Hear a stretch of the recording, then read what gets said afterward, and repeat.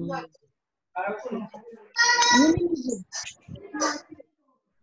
Screen mirroring कर रहा हूँ। कंटिन्यू। नहीं मैं लिंक खुद नहीं भेज। या मैंने रिकॉर्डिंग ऑन कर दिया है, रिकॉर्डिंग ऑन कर दिया और यूट्यूब पे ऑन है, दोनों ऑन है। ये बोलते आशीष जी शुरू कर लीजिए अपन। जय जिनेंद्र। हाँ, जय जिनेंद्र।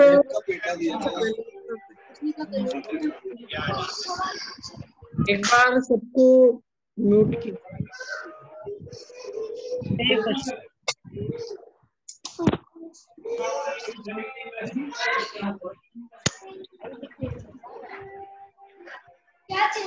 जय जिनेंद्र। परमेश्वर भगवान को वंदन नमस्कार। जय जिनेंद्र। को सादर जय जिनेंद्र।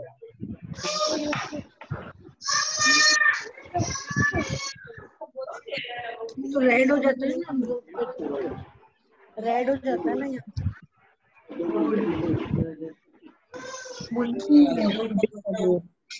विनोद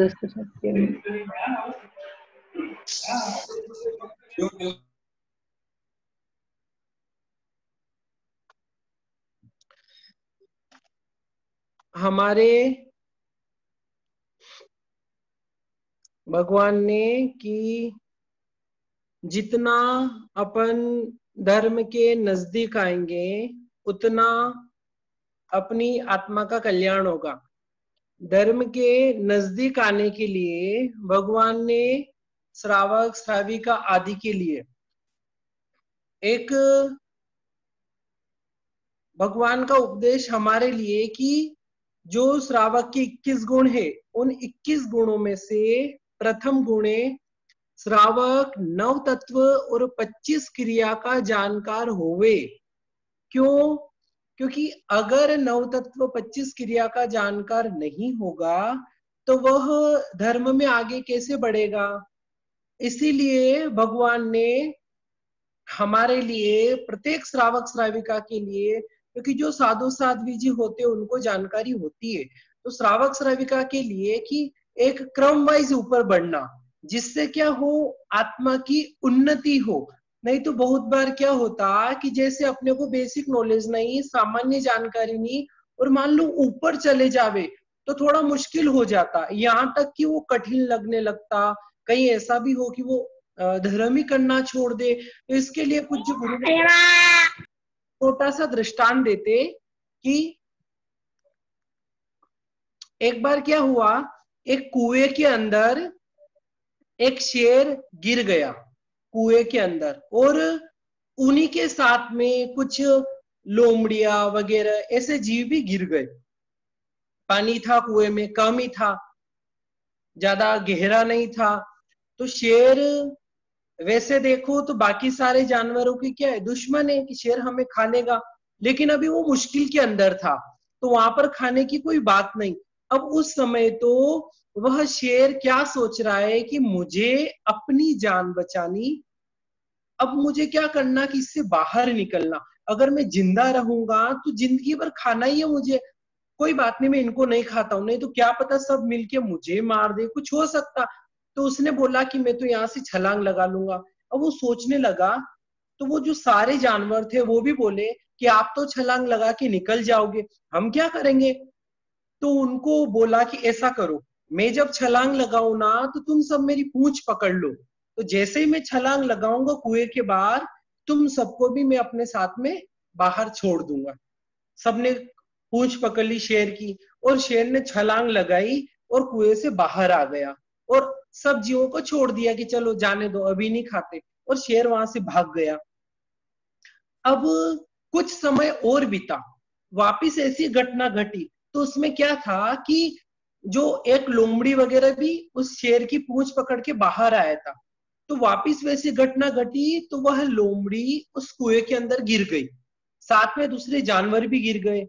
अब उस लोमड़ी को दिमाग में विचार आया कि मेरे साथ पहले भी ऐसी घटना घटी थी, तो वहां पर मैंने उसकी पूंछ पकड़ी थी शेर की, और सब बाहर निकल गए थे। तो उसने क्या बोला सबको कि तुम सब ऐसा काम करो, मेरी पूंछ पकड़ो, और पूंछ पकड़ोगे ना मैं तुम सबको बाहर छोड़ दूंगा। अब उसकी जो पूंछ पकड़ी और उसने छलांग लगाई, तो ना तो वो स्वयं बाहर निकल पाया, ना दूसरे कोई निकल पाया। क्यों? क्योंकि पूंछ टूट गई, वो भी अंदर ही रह गया, तकलीफ हुई वो अलग। अब उसने इतना नहीं सोचा कि मेरी शक्ति शेर की शक्ति के सामने कुछ नहीं है। शेर की शक्ति कहाँ और मेरी शक्ति कहाँ? उसकी पूंछ पकड़ के निकल गए तो वो शक्ति वाला था, मैं इतना शक्ति वाला नहीं। लेकिन देखा देखी उसने ये किया, मैं भी करके बताऊंगा। क्या हुआ? नुकसान ही हुआ। तो भगवान क्या फरमाते हैं कि अपनी शक्ति को देखकर फिर धर्म कार्य में प्रवृत्त होना। तो उसी प्रकार की अभी तक मुझे सामान्य जानकारी नहीं है और मैं विशेष जानकारी करने चला। जैसे मान लो किसी को 25 बोली पता नहीं, गुणस्थान, योग, उपयोग आदि की जानकारी नहीं, और वो क्या करने बैठ गए? गुणस्थान, कर्म प्रकृति, गत्यागति, लघु दंडक, गमा वगैरह, भगवती वगैरह ऐसे करने लगा, तो उसको समझ में नहीं आएगा। तो इसीलिए भगवान ने क्या बताया कि पहले 25 बोलों की जानकारी करो। अगर व्यक्ति 25 बोल की ही व्यवस्थित रूप से जानकारी करे तो उसको आगमों का बहुत अच्छा ज्ञान हो सकता है। तो यहाँ पर अपनी वही श्रृंखला चल रही थी। तो उसी 25 बोल के अंदर आज अपना 7 बोल तक हमने कर लिए थे, शरीर 5 तक। 8वें बोले योग 15, जिसमें से हमने 4 मन के और 4 वचन के, इनको भी कर लिया था। आज अपने हैं 7 काया के। बहुत सरल है, बहुत अच्छे से अपने को समझ में आएगा। बाहर के सब विचार छोड़ के अभी यहीं पर अपना विचार। अब जो 7 काया के भगवान ने बताए, तो 7 काया के 4 मन 4 वचन के हुए थे। तो काया के क्यों? कि इनका संबंध काया से है। पहले सोचने विचारने का संबंध मन से था, फिर बोलने का संबंध वचन से था। उसी प्रकार यहाँ पर कार्य करने रूप जो संबंध है वो काया से है। इसलिए काया के 7 बोल बताए। सबसे पहला औदारिक शरीर काय योग। कितना अच्छा है, औदारिक शरीर काय योग। औदारिक एक शरीर, एक काय योग, इन तीनों चीजों को अपने को समझना कि हमने जो 7वें बोल में औदारिक शरीर को समझा था वो तो हो गया औदारिक। जिस शरीर के अंदर हाड़, मांस, खून, मज्जा, पीप आदि जो चीजें होती, मतलब दुर्गंधित चीजें जो भी भरी है ना, वो सब औदारिक शरीर में भरी, तो वो औदारिक शरीर। वो काया जिसकी पहचान हो रही, तो औदारिक शरीर कि शरीर का अपना ने क्या परिभाषा की थी? जो प्रतिपल जीर्ण शीर्ण हो रहा, तो ये औदारिक शरीर है, ये प्रतिपल जीर्ण शीर्ण होता ही है, तो औदारिक शरीर। और फिर आया काय योग। काय मतलब ये काया, और योग प्रवृत्ति, तो काया की प्रवृत्ति। औदारिक शरीर का योग, हाड़ मांस वाला जो शरीर है उसकी प्रवृत्ति को भगवान ने औदारिक शरीर का योग बताया कि औदारिक शरीर से जो प्रवृत्ति करते हैं उसको औदारिक शरीर। 7वें बोल में तो भगवान ने औदारिक शरीर की जानकारी दी कि इसको औदारिक शरीर बोलते, और अब 8वें बोल में क्या कर दिया? उसकी प्रवृत्ति भी कर दी कि ये प्रवृत्ति हो रही। अब यहाँ पर की औदारिक शरीर कायों की प्रवृत्ति कैसे, आप सब बहुत अच्छे से जानते हो क्योंकि आपको सबको पता है। लेकिन क्या होता, बस अपने को वो पता नहीं कि इसको ऐसा बोलते हैं क्या। बहुत बार अपने को जैसे जानकारी होती है ना, फिर उसके बाद अपन बोलते अच्छा इसको ये बोलते हैं क्या, ये तो मुझे बहुत अच्छे से ध्यान था। तो वैसे यहाँ पर कि औदारिक शरीर कायों की इसकी प्रवृत्ति क्या, जैसे हम उठ रहे, ये देखो ये जो भी प्रवृत्ति चल रही बोलने की, हाथ हिलना, डुलना, उठना, सोना, जागना, बैठना, खाना पीना, घूमने जाना, कुछ भी करना, ये सब भगवान ने औदारिक शरीर का योग। क्योंकि अपना औदारिक शरीर है, तो अपन औदारिक शरीर से जो भी प्रवृत्ति कर रहे हैं वो औदारिक शरीर का योग। वैक्री शरीर ओ मिच्छम औदारिक मिश्र। अब औदारिक शरीर का योग तो हो गया, औदारिक मिश्र। औदारिक शरीर आपको पता था कि मनुष्य और तिर्यंश को ही औदारिक शरीर होता है, तो मनुष्य और तिर्यंश जो प्रवृत्ति करेंगे वो औदारिक शरीर का योग। जैसे अपना तो समझ में आ गया, वैसे गाय भैंस आदि जानवर ये भी। एक इंद्री भी ले लो, पृथ्वी भी क्या होती है, हलन चलन करती है। पृथ्वी हलन चलन करे, जैसे गिरती है ना, पहाड़ों से पत्थर गिरते वगैरह नीचे आते, ये उसका हलन चलन समझो। वनस्पति आदि पेड़ पौधे वगैरह हिलते, चींटी वगैरह, इसको तो अपन बहुत अच्छे से जानते हैं, वो भी चलती करती। तो ये सब किससे कर रहे हैं कि औदारिक शरीर से प्रवृत्ति कर रहे, इसलिए औदारिक शरीर का ही। तो तो अपन और तिर्यन जो भी प्रवृत्ति कर रहे हैं वो औदारिक शरीर का योग। अब औदारिक मिश्र शरीर का योग, अब इसमें एक चीज और जुड़ गई, औदारिक शरीर तो था ही सही, बीच में एक मिश्र लग गया, औदारिक मिश्र शरीर का योग। तो मिश्र को हटा दो तो ऊपर वाली प्रवृत्ति पूरी आ गई, बीच में मिश्र लग गया, कुछ न कुछ विशेषता होगी तो ही बीच में मिश्र आया, तो औदारिक मिश्र शरीर का योग। अब ये है ना थोड़ा अच्छे से समझना अपने को कि औदारिक मिश्र शरीर का योग कहाँ होगा, कैसे होगा। कि सबसे पहले जब तक जैसे हम माँ के गर्भ में आए, हम क्या होता है ना, अपन अपना उदाहरण लेना तो बहुत अच्छे से समझ में आएगा, नहीं तो अपन पेड़ पौधे आदि का उदाहरण लेंगे तो वो थोड़ा समझ में आवे नहीं आवे, उसको भी इसके साथ में अपन बिठा सकते हैं। तो अपना उदाहरण लेके समझो कि जैसे हम माँ के गर्भ में आए थे, हमने आहार पर्याप्ति पूरी की थी, 5 बोले पर्याप्ति 6 में, फिर शरीर पर्याप्ति। जब तक अपना औदारिक शरीर नहीं बने उससे पहले औदारिक मिश्र शरीर का योग, जब तक औदारिक शरीर पर्याप्ति पूरी नहीं हो वहां तक औदारिक मिश्र शरीर यह आ गया। तो कि जब तक अपना शरीर पर्याप्ति पूरी नहीं हो, मतलब औदारिक शरीर नहीं बने उससे पहले औदारिक मिश्र, एक तो ये हो गया, बहुत अच्छे से समझ में आएगा। और दूसरा औदारिक मिश्र और कहाँ रहेगा, एक तो यहाँ रह गया, दूसरा है कि मान लो जैसे हम में से, तिर्यंच में से या वायु का है जिसको वेकरी की लब्धि होवे, एक तो मनुष्य वेकरी कर सकता, हम कर्मभूमि मनुष्य, एक सन्नी तिर्यंच वेकरी लब्धि वाला हो सकता और वायु का वेकरी लब्धि वाला हो सकता। तो ये जो वेकरी शरीर मतलब वेकरी की लब्धि वाले हैं मनुष्य में, वेकरी शरीर आप जानते हो ना, तरह तरह के रूप बनाना, अलग अलग रूप बनाना आदि अपने उसमें हो गया था।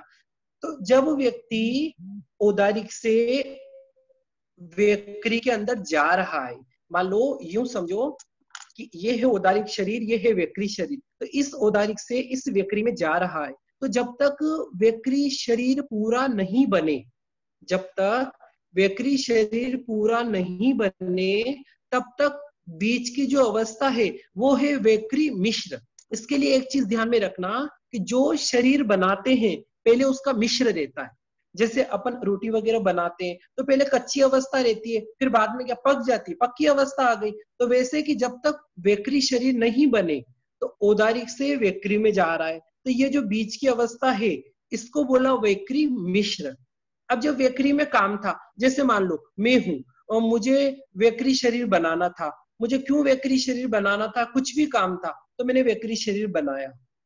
अब मेरा वेकरी से काम हो गया, जो जिस काम के लिए भी मैंने बनाया था, मान लो मुझे यहाँ से उड़ के मुझे बॉम्बे जाना था या मुझे चेन्नई बेंगलोर किधर भी जाना था, मैं चला गया, मैंने अपना काम कर लिया और वापिस मुझे वेकरी से फिर मेरे जो मूल शरीर है औदारिक उसके अंदर आना।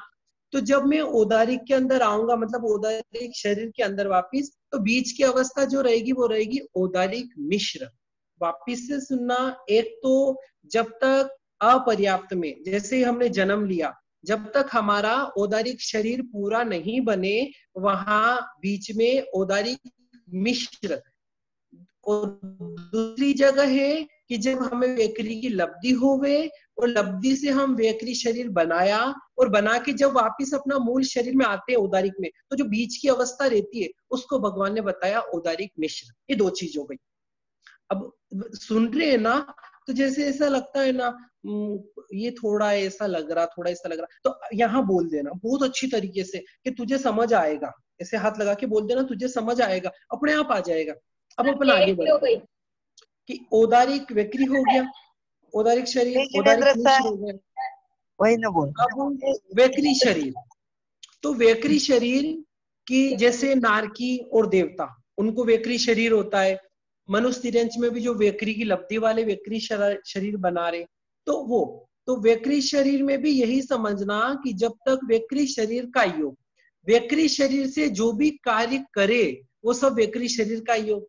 जैसे देवता इस तिरछा लोक में आते हैं, अपनी देवियों के साथ में घूमने जाते हैं, अपना अलग अलग रूप बनाते हैं, या अपने वहीं पर अपने विमान आदि में बैठ के जो भी वो क्रीड़ा वगैरह करते, नारकी देवता भी जो हलन चलन करते, आपस में लड़ते, जो भी करते, वो सब उनका वेकरी शरीर कायु है ना। जैसा अपना औदारिक शरीर था, उनका वेकरी शरीर है। तो वेकरी शरीर से जो भी वो प्रवृत्ति करते, वो उनका वेकरी शरीर कायु।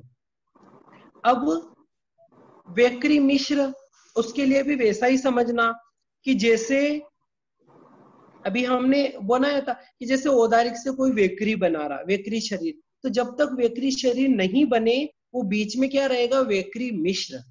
जो शरीर बनाते हैं पहले उसका मिश्र आएगा। अगर वेकरी बना रहे तो वेकरी मिश्र आएगा, औदारिक बना रहे तो औदारिक मिश्र आएगा।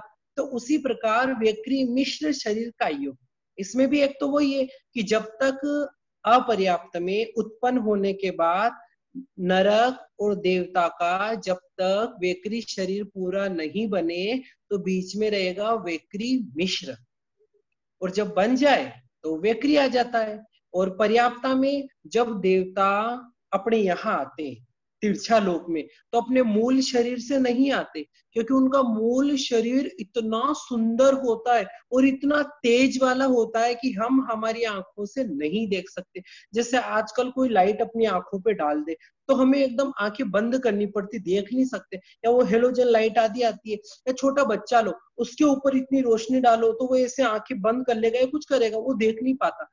तो देवता का रूप इतना सुंदर रहता है कि हम नहीं देख पाते। इसके लिए एक छोटा सा वाक्य बताता हूं कि जब इंद्र शक्रेंद्र महाराज भरत चक्रवर्ती के पास में आए, और भरत चक्रवर्ती के पास में आए तो भरत चक्रवर्ती बोले कि मुझे आपका रूप बताओ, आपका जो असली रूप है मुझे बताओ। तो देव बोले कि तुम हमारा असली रूप नहीं देख पाओगे, नहीं आप तो मुझे बताओ, जिद करने लगे। तो देवता ने क्या किया, सिर पे जो चट्टी उंगली रहती है ना, सिर्फ ये बताई थोड़ी सी। इतना उनका प्रकाश था कि उनकी आंखें ऐसी बंद करनी पड़ी। किसको, भरत चक्रवर्ती को। इतना देवता का शरीर का प्रकाश था। तब से इंद्र महोत्सव मनाते कि वो इंद्र ने अपनी उंगली दिखाई और इतना प्रकाश फैल गया, इतना उजाला कि आंखें बंद करनी पड़ी। तब से उनके कारण इंद्र महोत्सव मनाते, ऐसा पूज्य गुरु भगवान फरमाते।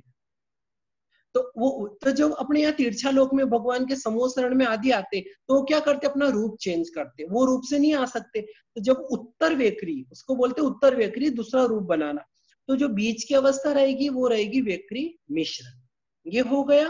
किसी को नहीं भी समझ में आवे ना, तो मेरे नंबर पे आप वापस मुझे पूछ सकते हैं, ठीक है। अब आहारक शरीर का योग, आहारक शरीर में भी वही आपने बहुत बार सुना, गए बार भी अपना हो कि आहारक शरीर किसको बोलते, कि 14 पूर्वधारी मुनिराज वो 4 कारणों से जो शरीर बनाते, केवली भगवान के पास में भेजते। तो वहां तो आहारक शरीर का वर्णन बता दिया कि आहारक शरीर क्या होता है। उसके बाद में यहाँ क्या बताया कि आहारक शरीर का योग, अब वो शरीर बनाना, फिर उसको केवली भगवान के, तीर्थंकर भगवान या केवली भगवान के पास में भेजना, तो ये सारी प्रवृत्ति जिस शरीर से होती है उसको बोलते आहारक शरीर का योग। आहारक शरीर और काया का योग, तो आहारक शरीर का योग। जैसे हमारा औदारिक, ये अपन बोल रहे, ये देखो मेरा हाथ हिल रहे, ये मेरा औदारिक शरीर का योग। तो वैसे ही वो जैसे ऐसे जा रहे वहां पर, तो ये उनका आहारक शरीर का योग। और जब तक औदारिक से, क्योंकि कौन बनाएगा आहारक शरीर, साधु मुनिराज ही बनाएंगे, दूसरा कोई नहीं बना सकता। तो साधु भगवंत का औदारिक शरीर, क्योंकि हड्डी मांस खून मारासा के अंदर भी रहता ही है, तो वो अपने औदारिक शरीर से जब आहारक बना रहे, तो बीच में क्या आएगा, आहारक मिश्र शरीर का योग। ये हो गया।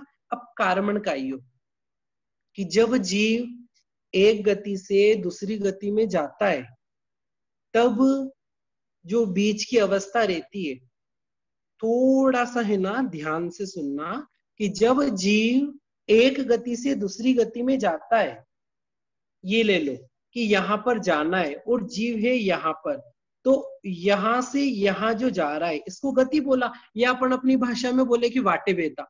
तो वाटे वेता में जीव जो एक समय में चला गया, अब एक समय की गिनती हमने उस दिन लगाई थी कि कोई गिनती नहीं, ये एक बार आंख झपकाई, इसमें कितना समय बीत गया, असंख्यात समय, एक बार पलक झपकाने में।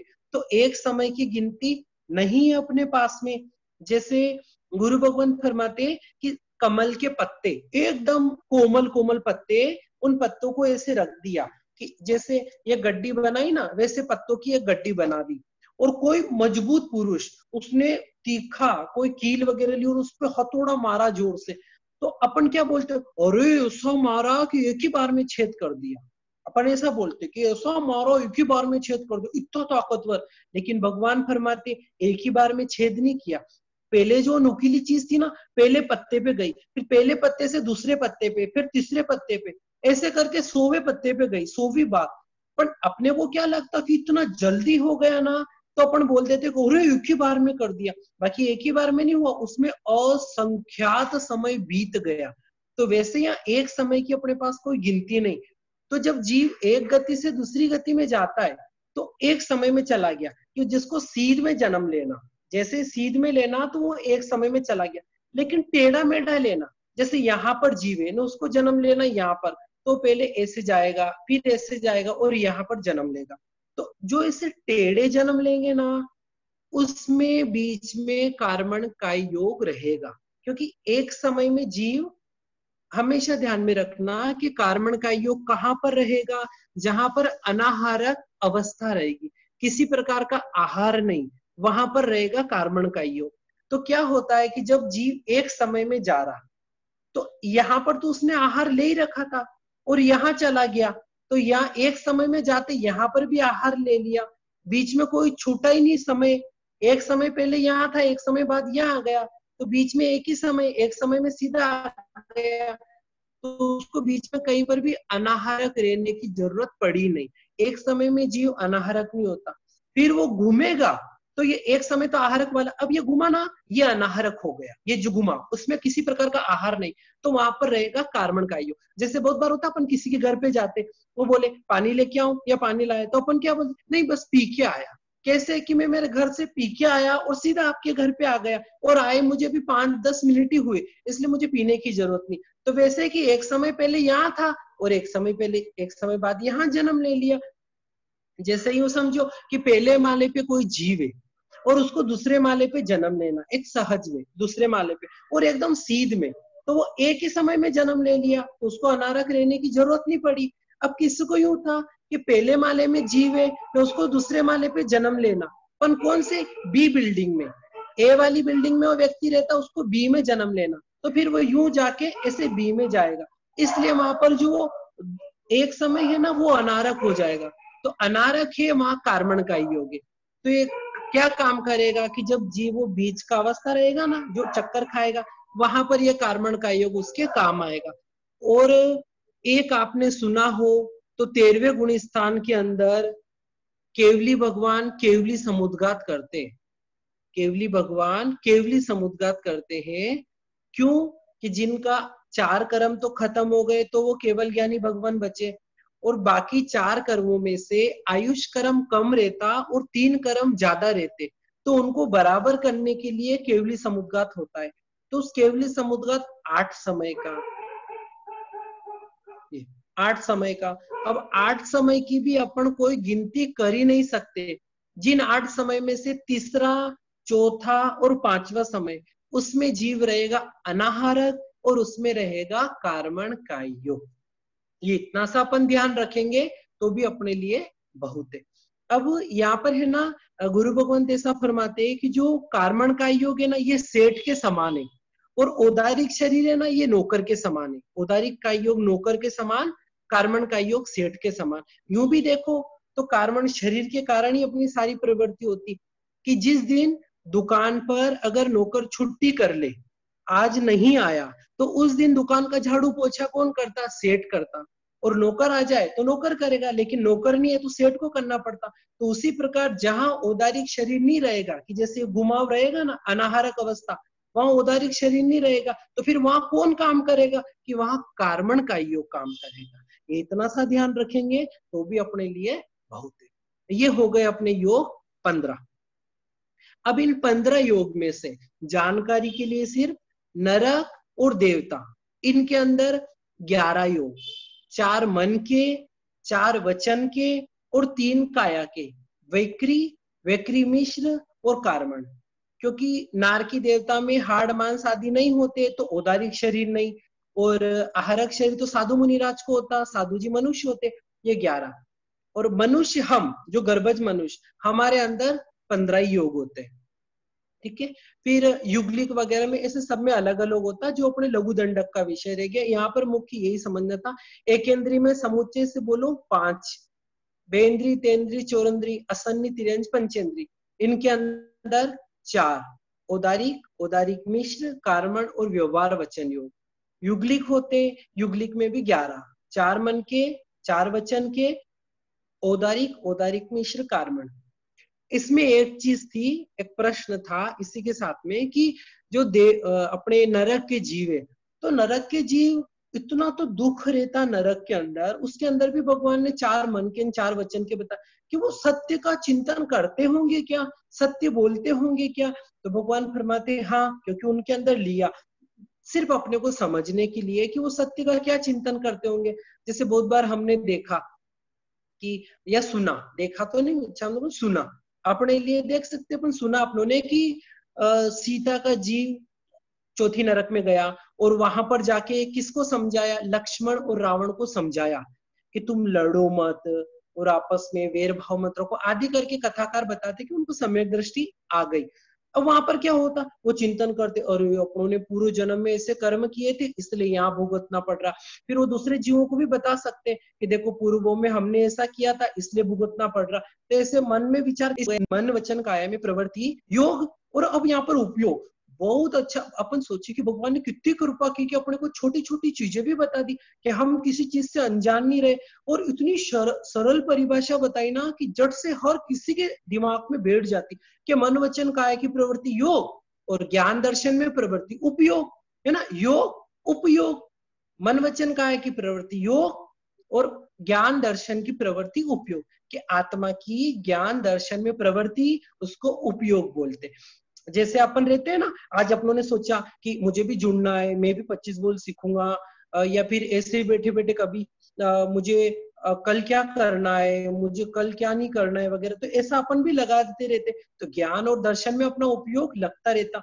कोई भी आत्मा ज्ञान और दर्शन, ज्ञान के अंदर अज्ञान का भी समावेश करके, ज्ञान और दर्शन के बिना रह नहीं पाती कोई भी आत्मा, क्योंकि आत्मा है तो ज्ञान दर्शन उसका क्या है, लक्षण है, वो उसके साथ में रहेगा, कभी ज्ञान दर्शन से अलग नहीं होगा। तो ये अब उपयोग, योग 15 बताए, उपयोग 12 बताए, वो भी आपने बहुत बार सुना, 25 बोल वाले भाई बहनों ने याद भी कर रखा। 5 ज्ञान, 3 अज्ञान, 4 दर्शन। 5 ज्ञान, 3 अज्ञान, 4 दर्शन। तो यहां पर सबसे पहले कि 5 ज्ञान में से पहला मति ज्ञान। मति ज्ञान किसको बोलेंगे? 5 इंद्री और मन की सहायता से जो ज्ञान होवे वो मति ज्ञान। जैसे इसके साथ में ना अपन चलो दर्शन को भी समझ सकते हैं कि किसी ने आवाज दी अपने को, आवाज देने के बाद में हम सोचने लगते कि ये किसकी आवाज होगी, किसने मुझे आवाज दी वगैरह, तो इंद्रिय का विषय हो गया। आंखों से कुछ देखा, ये चीज क्या है, मैंने पहले कहीं देखी है कि इसको, सूंघा, ऐसी सुगंध तो शायद मुझे पहले भी कभी आई है, मैंने सूंघी है ये वस्तु। तो चखने में भी अपन बोल देते ऐसे मैंने पहले चखा है। शरीर से स्पर्श इंद्रिय से भी स्पर्श करते, ये स्पर्श तो मैंने पहले कभी किया था। तो 5 इंद्रियों और मन की सहायता से जो ज्ञान हुए, बैठे बैठे अपन सोचते ना, मैं दिल्ली घूम के आया था, लाल किला देख के आया था, वहां का गुरुद्वारा देखा, वहां का स्थानक देखा, क्या स्थानक था, क्या साधु साध्वी जी भी इतने थे, इतने दर्शन किए, मुझे बहुत आनंद आया। तो ऐसे मन में भी अपन विचार आदि करने लगते। तो ये सब प्रवृत्ति मति ज्ञान। तो यहाँ पर ज्ञान शब्द आया कि 5 ज्ञान, 3 अज्ञान में 4 दर्शन। तो जो ज्ञान और अज्ञान ये 2 चीज आई।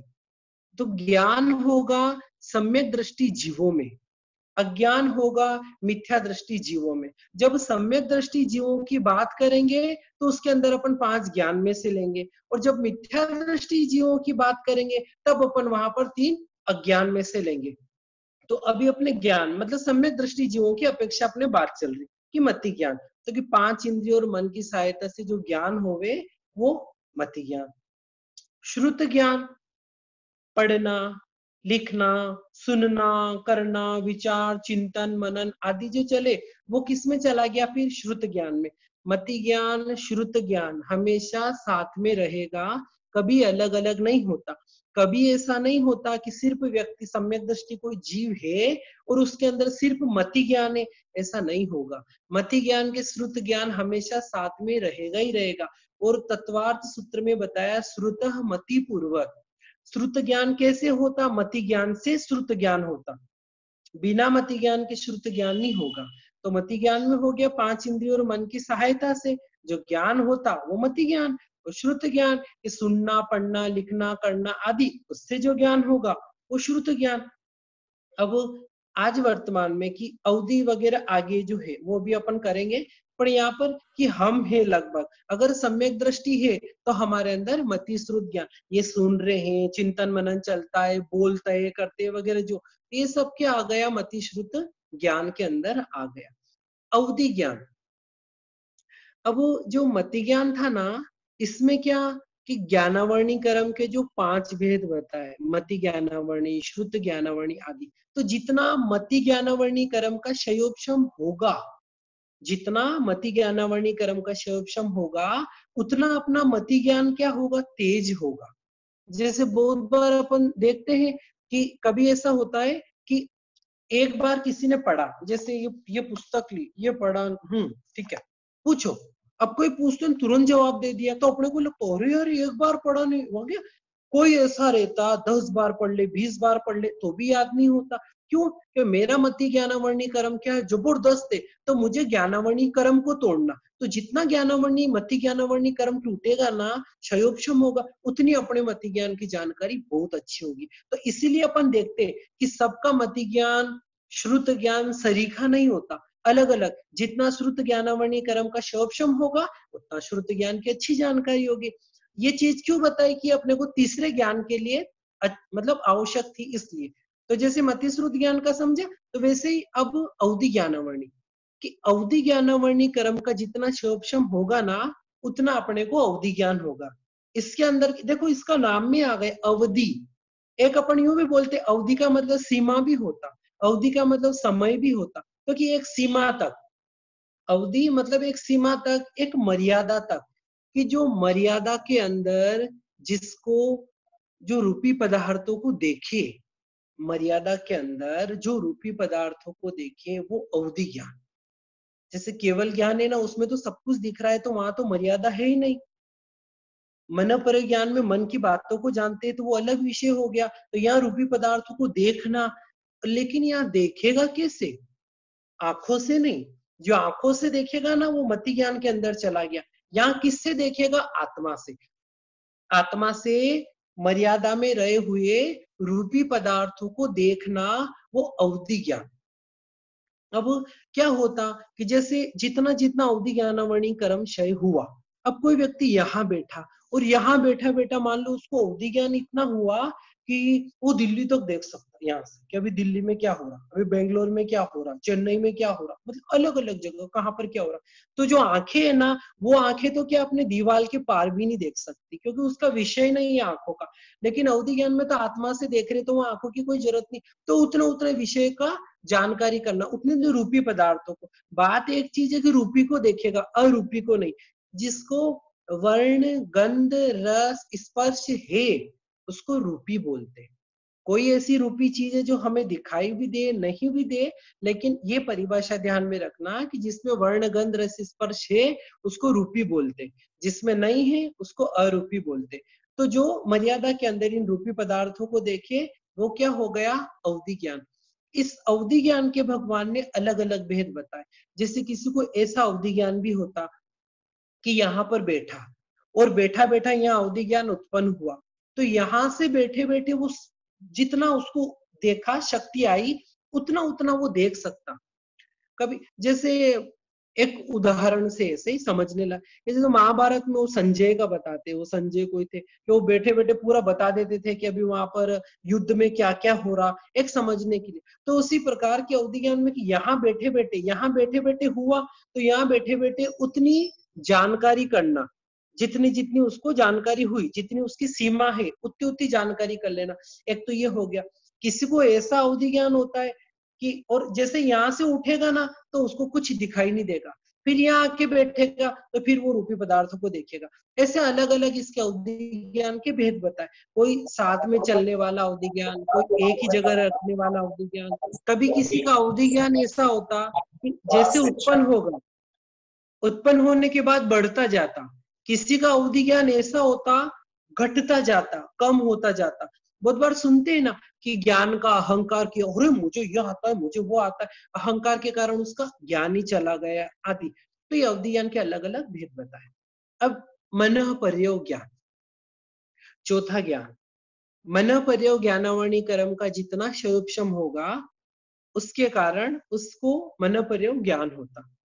तो अढ़ाई दीप अपना 3 लोक बताए भगवान ने, ऊंचा लोक, तिरछा लोक जहां पर अपन रहते हैं, और नीचा लोक। ऊंचा लोक को छोड़ दो, नीचा लोक को छोड़ दो, बीच का जो तिरछा लोक है, इस तिरछे लोक में भगवान ने असंख्यात द्वीप और समुद्र बताए। असंख्यात। आज वैज्ञानिक भी बोलते हैं ना कि अपनी पृथ्वी जैसे और भी पृथ्वियां है। एक भैया ने मुझे बताया था, ये मैंने सुना था इतना, और भी एक भैया ने बताया कि अनगिनत पृथ्वी वो भी मानते, या जो भी उनकी मान्यता होगी, तो वो भी कि अपनी पृथ्वी जैसी और भी पृथ्वियां है। तो अपने भगवान तो कब का फरमा के गए, अनंत तीर्थंकर कब से बता रहे कि इस तिरछा लोक में असंख्यात, अनगिनत, जिसकी कोई गिनती नहीं, इतने द्वीप, इतने समुद्र। और व्यवस्था भी कैसी बैठी कि पहले एक द्वीप, फिर समुद्र आएगा, फिर द्वीप, फिर समुद्र आएगा, ऐसे एक द्वीप एक समुद्र, ऐसे असंख्यात द्वीप समुद्र। सबसे पहले आएगा जम्बू द्वीप सबसे, और सबसे आखिरी में आएगा स्वयंभू रमण समुद्र, ये सबसे आखिरी वाला है। तो इसमें से सिर्फ अढ़ाई द्वीप लेना, असंख्यात में से सिर्फ अढ़ाई द्वीप। अढ़ाई द्वीप कौन से? जम्बू द्वीप। जम्बू द्वीप के बाहर क्या है? लवण समुद्र। तो यहाँ पर समुद्र को गौण कर दिया, समुद्र नहीं गिना, सिर्फ द्वीप की गिनती की। तो जम्बू द्वीप, उसके बाद में दातकी खंड, तो एक जम्बू द्वीप, एक दातकी खंड, 2, और तीसरा द्वीप आता है पुष्कर द्वीप। तो पुष्कर द्वीप के बीचों बीच मानुषोत्तर पर्वत है, तो उस पर्वत के अंदर अंदर ही रहेगा, उस पर्वत के बाहर नहीं रहेगा। उस पुष्कर द्वीप के वो मानुषोत्तर पर्वत 2 भेद कर दिए, एक अंदर एक बाहर। तो अंदर वाला लेना, तो उसको आधा लेना, आधा बाहर का छोड़ दिया। तो जम्बू द्वीप 1, दातकी खंड 2, और अर्ध पुष्कर, ये हो गए अढ़ाई द्वीप। तो मनोप्रयोग ज्ञानी वाले अढ़ाई द्वीप में रहे हुए सन्नी मनुष्यों के मन के भावों को जानना, सन्नी मनुष्यों के मन के अंदर क्या चल रहा है उसको जानना, वो किसका विषय है? मन प्रयोग ज्ञान का। ये मन प्रयोग ज्ञान, चल ये अभी मतलब इसके बाद समझते हैं। तो ये मन प्रयोग ज्ञान हो गया कि अढ़ाई द्वीप में रहे हुए सन्नी मनुष्यों, सन्नी जीवों के मन के भावों को समझना, ये हो गया मन प्रयोग ज्ञान। इसके 2 भेद बताते, एक ऋजुमति, एक विपुलमति। अब केवल ज्ञान, केवल ज्ञान आप सब बहुत अच्छे से जानते हैं कि जिसके अंदर कोई भी वस्तु छिपी हुई नहीं है, या संपूर्ण ज्ञान भी जिसको बोल देते हैं।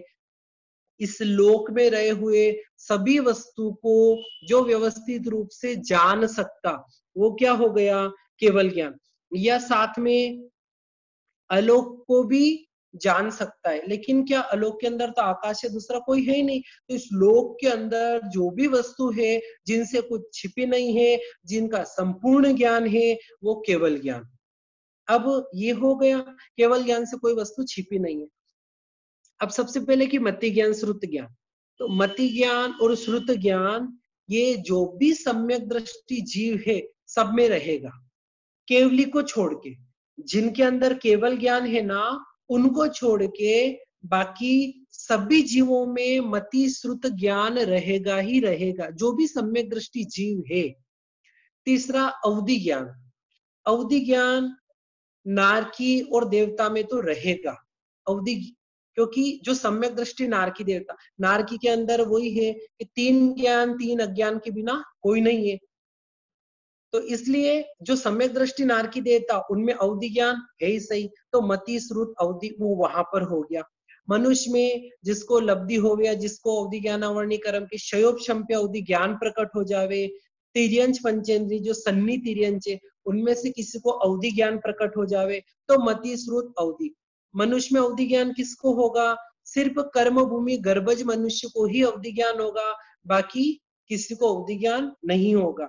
ये हो गया। इसी के साथ में एक और चीज कि जो बोलते कि पर भव से, पिछले भव से सिर्फ तीर्थंकर ही अवधि ज्ञान ला सकते, ऐसा नहीं है। तीर्थंकर भगवान के अलावा भी दूसरे जीव भी, जो मनुष्य में दूसरे मनुष्य भी अवधि ज्ञान साथ में ला सकते, तिरंज में कोई नहीं लाएगा। अब ये हो गया। अब मन प्रयोग ज्ञान, कि मन प्रयोग ज्ञान किसको बोला भगवान ने? वो हो गया मन प्रयोग ज्ञान। तो अब यहाँ पर मन प्रयोग ज्ञान किसको होगा? तो कर्म भूमि जो मनुष्य है, जो साधु बनते हैं, अप्रमत्त अवस्था वाले मुनिराजों को, जिनको मन प्रयोग ज्ञान होवे, जिनको लब्धि हो मन प्रयोग ज्ञान की, और वो उपयोग करे, तो वो छठे मतलब वो उपयोग आदि करे, तो मन प्रयोग ज्ञान किसको होगा? कि सिर्फ साधु मुनिराज को होगा। अवधि ज्ञान चारों गति में मिल जाएगा, मति स्रोत ज्ञान भी चारों गति में मिल जाएगा, पर मन परे ज्ञान सिर्फ मनुष्य गति में, और मनुष्य में भी साधु भगवंत को ही मिलेगा, बाकी किसी को नहीं मिलेगा। अब इसके साथ में केवल ज्ञान, तो केवल ज्ञान भी साधु भगवंत को ही मिलता, बाकी दूसरे को नहीं मिलेगा। और साधु भगवंत भी कौन? कि 13वें 14वें गुणस्थान वाले, उनको ही केवल ज्ञान होगा, बाकी किसी को केवल ज्ञान नहीं होगा। ये तो हो गया अपना 5 ज्ञान की किस किस को है। इसी के साथ में एक और प्रश्न है कि जो ऐसा बोलते हैं कि केवल ज्ञान में सभी ज्ञान का समावेश हो गया, ऐसा जो भी बोलते, तो आज के बाद अपने को वो नहीं बोलना, क्योंकि केवल ज्ञान के अंदर सभी ज्ञान का समावेश नहीं होता। केवल ज्ञान अपने आप में संपूर्ण ज्ञान है, उसमें इन ज्ञानों की कोई आवश्यकता नहीं रहती, तो इन ज्ञानों का समावेश उसका अंदर नहीं होता। केवल ज्ञान आता है तो ये चारों ज्ञान चले जाते हैं, मतलब चारों ज्ञान खत्म हो गए, यूं समझ सकते, क्योंकि केवल ज्ञान संपूर्ण ज्ञान है। अब प्रश्न था कि क्यों नहीं हो सकता उसके अंदर समावेश, कि ये जो 4 ज्ञान है ना, ये क्षयोपशम ज्ञान है, कि जितना जितना क्षयोपशम होगा उतना उतना इन ज्ञान की मात्रा बढ़ती है। और केवल ज्ञान है शायिक ज्ञान। कभी केवल ज्ञान के लिए ऐसा सुना कि किसी को थोड़ा सा केवल ज्ञान हुआ, किसी को इतना केवल ज्ञान, किसी को इतना केवल ज्ञान? नहीं, उसका नाम ही केवल ज्ञान, कि केवल ज्ञानावरणी कर्म जब पूरा क्षय होगा तो केवल ज्ञान होगा, बाकी नहीं होगा। तो ये 4 ज्ञान तो क्षयोपशम ज्ञान, और केवल ज्ञान शायिक ज्ञान। तो क्षयोपशम का शायिक के अंदर समावेश नहीं है, शायिक अपने आप में पूर्ण ज्ञान है वो, तो इसलिए कि केवल ज्ञान आने पर ये जो 4 ज्ञान है ये ज्ञान चले जाते, तो इनका उसमें समावेश होता, ऐसा अपनों को नहीं बोलना। अब मति अज्ञान, ये तो ज्ञान हो गए 5, अब इसके साथ में मति अज्ञान, श्रुत अज्ञान, अवधि अज्ञान, 3 अज्ञान। तो ये तो अपने को सहज में, कि जैसे हमने मति ज्ञान श्रुत ज्ञान को समझा, उसी प्रकार से हम यहाँ पर मति अज्ञान और श्रुत अज्ञान को भी समझ सकते, कि जितना मति ज्ञानावरणी का क्षय हुआ और 5 इंद्रियों और मन की सहायता से जो ज्ञान हुआ, वही यहाँ पर मति अज्ञान और श्रुत अज्ञान के लिए अपन परिभाषा करेंगे। फर्क कितना रहेगा कि वो सम्यक दृष्टि जीवों को हुआ था, मति ज्ञान श्रुत ज्ञान, और ये किसको हो रहा? ये मिथ्या दृष्टि जीवों को हो रहा। तो वहां सम्यक दृष्टि जीवों को या मिथ्या दृष्टि जीवों को, बस ये फर्क पड़ेगा। और अवधि ज्ञानावरणी, तो अवधि अज्ञान की बात चल रही, तो यहाँ भी अवधि ज्ञानावरणी जितना क्षय होगा उसको अवधि, उतना अवधि अज्ञान होगा, उतनी वो सीमित में रूपी पदार्थों को देखेगा, लेकिन मिथ्या दृष्टि। अवधि ज्ञान में सम्यक दृष्टि जीव था, अवधि अज्ञान में मिथ्या दृष्टि। अवधि अज्ञान का दूसरा नाम विभंग ज्ञान भी है। अवधि अज्ञान विभंग ज्ञान, विभंग अज्ञान नहीं बोला, विभंग ज्ञान। ये किसको होगा? ये मिथ्या दृष्टि जीवों को होगा, तो इसलिए इनका अलग से विश्लेषण करने का मतलब जरूरत नहीं पड़ेगी, क्योंकि हमने जो 3 ज्ञान है उन्हीं को, लेकिन यहाँ पर क्या सिर्फ उनको अज्ञान में लेना कि मिथ्या दृष्टि को जीव हो रहा। फिर दूसरा कि अवधि ज्ञान के लिए ऐसा भी बोलते कि जो 7 द्वीप समुद्र से ज्यादा नहीं देखे, वो उतना ही समझते हैं अवधि अज्ञान वाला, कि 7 द्वीप समुद्र तक ही, ऐसा भी समझाया जाता है। ये हो गए 3 अज्ञान। अब उसके साथ में 4 दर्शन, तो 4 दर्शन में से चक्षु दर्शन, दर्शन किसको बोला भगवान ने? सामान्य जानकारी को दर्शन बोला, विशेष जानकारी को ज्ञान बोला। ये पहले लेकिन अभी भी समझ सकते हैं, क्योंकि सामान्य ज्ञान को दर्शन, विशेष ज्ञान को, विशेष जानकारी को ज्ञान। जैसे ऐसा होता ना, एक उदाहरण है ना, अपन ऐसा लेंगे कि कभी भूलेज नहीं, कि जैसे अपने घर में बेटा हो, बेटो कोई भी, उनके लिए कोई लड़का देखने जा रहे, तो जैसे वहां पर गए और जाके कि ये लड़की है साहब देख लो, और वो हाँ लड़की देख ली अच्छी है, ये क्या हो गया? सामान्य ज्ञान, दर्शन देख लिया उसको। और फिर उसके बाद में अब बताओ वो लड़की कैसी है, कहाँ तक पढ़ी, खाना वाना बनाना आता है कि नहीं आता है, इसका स्वभाव कैसा, आदि जो जो भी प्रश्न करना, पूछना करना, गहराई में जाना, वो क्या हो गया? ज्ञान। देखना दर्शन हो गया, फिर उसकी पूरी जो जानकारी की ना, वो क्या हो गया? ज्ञान हो गया। ये पुस्तक है, ये थोक संग्रह, ये दर्शन। अब इसके अंदर क्या है, ये कितने की पुस्तक है, कहाँ से निकली, इससे क्या ज्ञान बढ़ेगा, कौन कौन से थोकड़े, कितने थोकड़े, ये हो गया ज्ञान में। तो सामान्य जानकारी और विशेष जानकारी, तो यहाँ दर्शन की बात चल रही ना, तो यहाँ सामान्य जानकारी चलेगी। तो चक्षु दर्शन कि आंखों से जो सामान्य जानकारी होवे, उसको चक्षु दर्शन बोला। कि कैसे? यूं समझ लो जैसे कि कोई भी चीज अपने, जैसे ये पुस्तक ही देखी ना, ये पुस्तक देखी, ये सामान्य, फिर उस पुस्तक में क्या वगैरह गहराई, वो फिर अपने मति ज्ञान का विषय चला जाएगा, वो मति ज्ञान में चला जाएगा, जो इतना इसमें क्या है क्या नहीं है वो आदि। लड़की को देखा, चक्षु दर्शन समझने के लिए, उसकी पूरी कुंडली निकाली, वो हो गया मति ज्ञान। अब अचक्षु दर्शन, आंखों को छोड़ के चार इंद्री और मन की सहायता से जो ज्ञान होवे, जो सामान्य जानकारी, वो अचक्षु दर्शन। जैसे किसी ने पीछे से आवाज दी, अरे भाई ये इतना, हाँ मेरा नाम लिया, बस ये हो गया, ये एक आभास हो गया, ये सामान्य आभास हो गया। फिर उसका ये आवाज किसकी होनी चाहिए, ये तो मैंने सुनी है, तो अरे हाँ ये तो उनकी, ऐसे करके आगे तक चला जाना, तो ये क्या हो गया? मतलब अपने विशेष चला गया, फिर वो आगे। यहाँ सामान्य में सिर्फ सुनाई देना, वैसे कुछ तो गंध है, ये बस ये सामान्य जानकारी, ये उसकी गंध है, उसकी गंध, फिर वो ज्ञान में चला गया। तो चार इंद्रियों और मन से जो सामान्य जानकारी, वो अचक्षु दर्शन। अवधि दर्शन की अवधि ज्ञान में जो अपना देखा ना कि रूपी पदार्थों की जानकारी करना, उससे होने वाली, उससे पहले जो सामान्य जानकारी होती, वो अवधि दर्शन। और केवल ज्ञान में कोई कोई ऐसा भी बताते कि केवल ज्ञान, केवल दर्शन, उससे पूरी जानकारी होती है। और कोई ऐसा भी बताते कि मतलब पूर्ण जानकारी से पहले जो सामान्य अवभास है, उसको केवल दर्शन। इस प्रकार अलग अलग मानते। तो ये हो गए चार दर्शन, 5 ज्ञान के, 3 अज्ञान के, 4 दर्शन के, ये 12 उपयोग हो गए। इन 12 उपयोग में से नरक गति के अंदर 3 ज्ञान, 3 अज्ञान, 3 दर्शन। देव गति के अंदर 3 ज्ञान, 3 अज्ञान, 3 दर्शन। तिर्यंच के अंदर 3 ज्ञान, 3 अज्ञान, 3 दर्शन। और मनुष्य के अंदर 12 ही उपयोग पाए जाते हैं, 5 ज्ञान, 3 अज्ञान, 4 दर्शन। ये हो गए 5 और 3 8 और 4 12, ये 12 ही उपयोग मनुष्य गति के अंदर मिलते हैं। अब फिर वो अलग अलग किसमें कितने वो अलग हो जाता, वो लघु दंडक का विषय हो गया। नहीं तो फिर यहाँ पर बहुत बोलने लगे कि मतलब ज्यादा जाने लगा, तो इसलिए अपने को। अब इसमें एक और चीज थी कि जैसे वो हो गया कि इसमें केवल ज्ञान, मन पर ज्ञान, केवल दर्शन, ये मनुष्य के अंदर ही रहेगा, बाकी किसी के अंदर नहीं रहेगा। और आज अपने यहाँ वर्तमान में 3 ज्ञान, 3 अज्ञान, 3 दर्शन अपने यहाँ होने में कोई बाधा नहीं है। भगवान ने परम अवधि ज्ञान, जो सबसे ऊंचा अवधि ज्ञान, वो आज वर्तमान में नहीं है।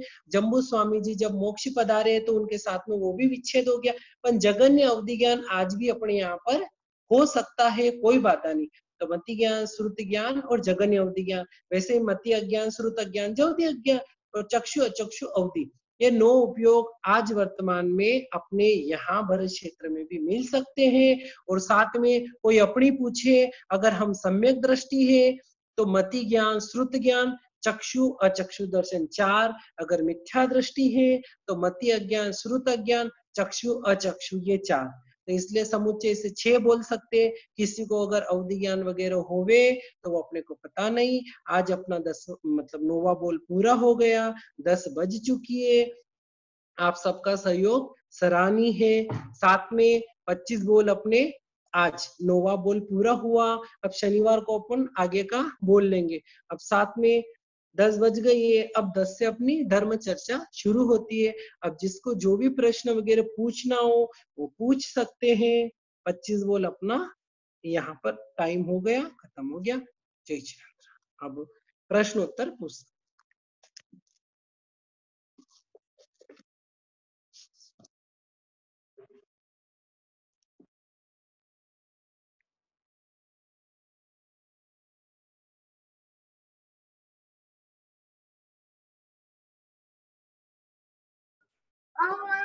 आशीष जी, हाँ जी। ये देव लोगों को कितना अवधि ज्ञान होता है? ऊपर उनके देवलोक तक ही होता ना, उनके पताका तक, उसके ऊपर नहीं होता ना? हाँ, उनका तिरछा वगैरह और नीचा लोक में तो सबका अलग अलग बताया। ऊंचा बताते अपनी ध्वजा पताका, जो उनकी विमान का जो झंडा ध्वजा जो भी समझो, उसके ऊपर उनको ज्ञान नहीं होगा, बस वो यही तक होता, अच्छा। उससे ऊपर। हाँ, और सर्वात सिद्ध वालों को भी वैसे ही है? किनको? सर्वात सिद्ध विमान में जो है वो कोई भी देव हो द्वेव अपनी ध्वजा पताका से ऊपर नहीं देखते। अच्छा, उनके लिए। और वो नहीं देखने का कारण ही भगवान ने यही बताया कि देवगति के अंदर सुख बताया, पुण्यवानी भोगने के लिए जाते। अब अपने से ऊपर देखेंगे तो उनको लगेगा अरे मेरे ऊपर भी कोई है, तो फिर उनको उनके प्रति द्वेष कषाय आएगी, उनको असत आएगी, मन नहीं लगेगा, बार बार मन के अंदर वो आएगा। तो इसलिए वो स्वभाव से ही कि अपनी ध्वजा पताका से ऊपर देखते नहीं।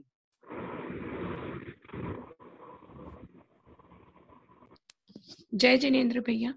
जय जिनेंद्र भैया, ये जैसे अभी हम बोले ना, सम्यक ज्ञान वालों को ज्ञान होता है, सम्यक दृष्टि जीव को ज्ञान होता है, मिथ्या दृष्टि जीव को अज्ञान होता है।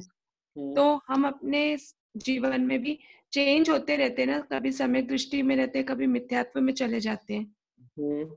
तो फिर हमारा ऐसा ज्ञान अज्ञान ऐसा चेंज होते रहता है क्या? मतलब अपने अंदर तो भगवान ने वैसे ही, हाँ, तो अपने अंदर तो वैसे ही भगवान ने 3 दृष्टि बताई। कभी सम्यक दृष्टि के अंदर वर्त रहे तो ज्ञान आ गया, मिथ्या दृष्टि में चले गए तो अज्ञान आ गया, मिश्र में चले गए तो भी भगवान ने अज्ञान की गिनती की है। तो ऐसा होता रहता अपना ऊपर नीचे। हम में एकांत तो है नहीं कि आज सिर्फ हम एकांत मिथ्यात्व या सम्यक भी रहेंगे, ऐसे नहीं। कर्म भूमि मनुष्य के अंदर भगवान ने तीनों दृष्टि बताई, तो उस दृष्टि के कारण अपना चेंज होता रहता, जैसे जैसे भाव चलते, क्योंकि ये तो उपयोग है, आत्मा के उपयोग है। जैसा आत्मा का उपयोग लगा उस अनुसार उसके ज्ञान अज्ञान आ गए। लेकिन हम ऐसे पकड़ नहीं सकते ना, अभी हम ज्ञान अज्ञान हमारे अंदर क्या चल रहा है। अपने को तो ये भी जानकारी नहीं कि हम सम्यक दृष्टि है कि मिथ्या दृष्टि। अच्छा, ठीक। व्यवहार से भले अपन बोल सकते हैं कि हाँ भगवान की वाणी पर विश्वास है वगैरह, पर निश्चय में अपने को पता नहीं। इसलिए अगर ज्ञान में है तो सम्यक दृष्टि है तो ज्ञान, और मिथ्या दृष्टि में तो अज्ञान। जी भैया। हेलो। हाँ जी। हाँ, जय जिनेंद्र। जय जिनेंद्र। आपने बोला कि सिर्फ साधु को ही केवल ज्ञान होता है। हाँ, मतलब संयम लेना जरूरी है केवल ज्ञान के लिए? देखो हाँ है, हाँ, अच्छा, माता है।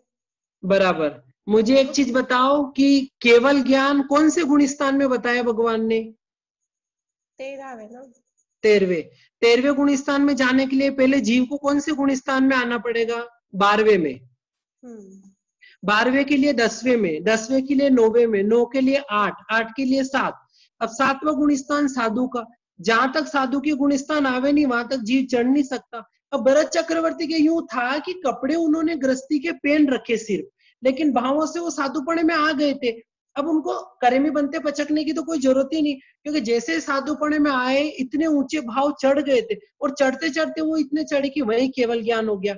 लेकिन इसके साथ में एक और चीज देखो कि जब तक उनको देवता ने वस्त्र दिए, फिर उन्होंने वस्त्र को चेंज किया, तब जाके उनको बाकी साधु साध्वी ने केवली मान के फिर उनको वंदन नमस्कार किया। जब तक उन्होंने ग्रस्त के कपड़े नहीं छोड़े वहां तक दूसरे साधु साध्वी भी उनको वंदन नमस्कार नहीं करते। अब यहाँ पर कोई द्वेष वगैरह भावना नहीं, लेकिन फिर भी कि अभी गृहस्थी के कपड़े, तो भावों से वो साधुपणे में आ गए, चढ़ गए इतना ऊपर। द्रव्य से जब साधु बने तभी जान को उनको वंदन नमस्कार हुआ। तो कोई कोई मान लो ऐसे ही बोल देते कि फिर मुख्य तो भाव है। भगवान ने भाव और द्रव्य दोनों मुख्य बताए, एक दूसरे के बिना रह नहीं सकते। तो इसलिए कि वो गुण स्थान है, संयम के बिना उनको केवल ज्ञान हुआ नहीं, क्योंकि 7वें गुण स्थान का स्पर्श किया, संयम आ गया। अब 7वें से वो ऊपर चढ़े, तो इसका मतलब क्या कि वो संयम अवस्था में ही उनको केवल ज्ञान आया। आशीष जी, लेकिन मरुदेवी माता का बहुत तो डायरेक्टली गया था ना, उनमें तो कोई ऐसा देखो, अभी इससे पहले मैंने एक उदाहरण दिया था कि 100 कमल के पत्ते को छेदन किया तो अपने को लगता कि एक साथ छेद हो गया।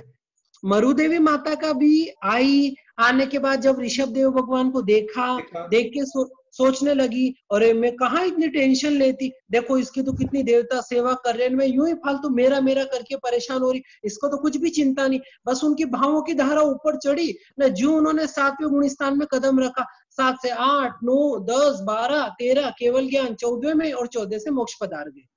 तो बिना, ये एक क्रम है अपने जैन धर्म का कि 14वें गुण स्थान से मोक्ष जाएंगे, 14वें में जाने के लिए आपको 13वें में जाना पड़ेगा, 13 के लिए 12, 12 के लिए 10, 10 के लिए 9, 9 के लिए 8 और 8 के लिए 7, 7 से आप डायरेक्ट 14वें में चले गए, ऐसा नहीं होता, क्रम से आपको ऊपर चलना पड़ेगा। तो 7वें गुण स्थान का स्पर्श किए बिना माता मरुदेव को केवल ज्ञान होगा ज नहीं, इसलिए उन्होंने 7वें का स्पर्श किया, मतलब साधुपना आ गया। अब दूसरी बात ये थी कि माता मरुदेवी, अब देखो वो समूह शरण के अंदर गए तो वहां हाथी वगैरह का सबका अपना अलग अलग रहता। अब वो हाथी से नीचे उतरेंगे, हाथी वाला साइड में लेगा, नीचे उतर के भगवान के पास जाएंगे, भगवान तो समझ ही गए कि केवल ज्ञानी होगी, फिर उनको कपड़े देंगे, कपड़े चेंज करेंगे। इतना समय था नहीं, उनका आयुष पूरा हो गया था, इसलिए वो उन कपड़ों के अंदर ही मोक्ष चले गए, लेकिन गए वो साधुपने में। भाव से साधुपना पकड़ेंगे, उनका भाव से साधुपना पकड़ेंगे और द्रव्य से भी साधुपना ही पकड़ेंगे, क्योंकि बस वो उतना उनको समय नहीं मिला कि मैं कपड़े चेंज कर लूं, और उनका आयु पूरा हो गया, इसलिए मोक्ष पधार गए। इसके लिए गुरु भगवान एक उदाहरण देते कि शरीर में खून महत्वपूर्ण है कि चमड़ी? दोनों। तो बस फिर के खून, भले शरीर में खून बहुत है ना, चमड़ी ऊपर की निकाल दो तो जिंदा रह नहीं सकता, चमड़ी रख दे, अंदर का खून मांस सब निकाल दे तो भी जिंदा नहीं रह सकता। तो यहाँ पर द्रव्य के बिना भाव नहीं और भाव के बिना द्रव्य नहीं, दोनों एक दूसरे के पूरक है। अच्छा, धन्यवाद।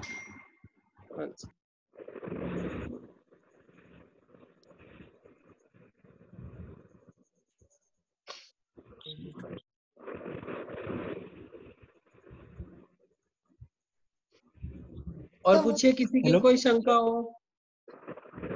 जय जिनेंद्र। जय जिनेंद्र। हेलो, हाँ, मुझे ऐसा पूछना था, पीछे लॉकडाउन में एक घटना हुई तो ट्रेन से 3 या 4 लोग सो रहे थे प्लेटफॉर्म पे, तो मर गए, तो उसमें जो पाप लगे तो किसके लगेगा सर? ड्राइवर तो उसका काम कर रहा था, लोग तो सो रहे थे, तो लेकिन पाप लगेगा तो किसको लगेगा? क्योंकि उसकी डेली रूटीन का काम था तो कर रहा था, तो पाप लगेगा तो किसको लगेगा? वो उसने मतलब खुद होके तो किया नहीं कुछ। हाँ, तो इसीलिए भगवान यूं फरमाते हैं कि उन्होंने खुद होके नहीं किया, मारा नहीं, लेकिन जिस गाड़ी आदि के नीचे वो व्यक्ति आए उसको चलाने वाला तो वो था, वो जानबूझ के नहीं मारा। आपने प्रतिक्रमण अपन करते तो देखो, आप प्रतिक्रमण में आप बोलते होंगे कि जानते अजानते, बोला होगा बहुत बात कि जानते अजानते पाप दोष लगा तो मिच्छामि दुक्कडम। तो वहां पर भले आपको जानकारी नहीं थी कि यहाँ पर कोई ये, और वो चढ़ गए। दूसरी बात कि चलाने वाला भले वो ड्राइवर है, उसको जानकारी नहीं थी, तो कहीं ये भी हो सकता है उसको जानकारी क्यों नहीं थी? 4 जने सो रहे तो कहीं न कहीं तो वो नजर आने चाहिए थी कि कोई रोड के ऊपर सो रहा है। कभी ऐसा हो जाए कि एकदम अंधेरा, लाइट भी कुछ कम हो कि नहीं पता चले, तो भी अनजान पड़े में भले उनके ऊपर चढ़े ने मर गए, पर चलाने वाला तो ड्राइवर था, तो उसका काया का योग तो चल ही रहा था। तो उस ड्राइवर को साथ में उस बस या जिसके भी अंदर, ट्रेन से या जिससे कोई भी मरो मान लो, उसके अंदर जितने भी यात्री वगैरह बैठे उनको भी पंचेंद्रिय हिंसा का पाप लगता है। हेलो, जय जिनेंद्र सर। जय जिनेंद्र। अनुमति वाला भी जो मोक्ष में जावे, साधु पण कटे लेवे पछे अन्यमति वाला भी मोक्ष में जावे, जैन में छोड़न, देखो तो वाला ने साधुपनो कटे आवे। हाँ, तो मरुदेवी माता को साधुपन आया था, भाव से तो आया था। बस तो जैसे भाव से आया उस प्रकार से उन अन्यमति वालों को, अन्यमति का कोई भी ऐसा उदाहरण लो कि उनको भाव से नहीं आया।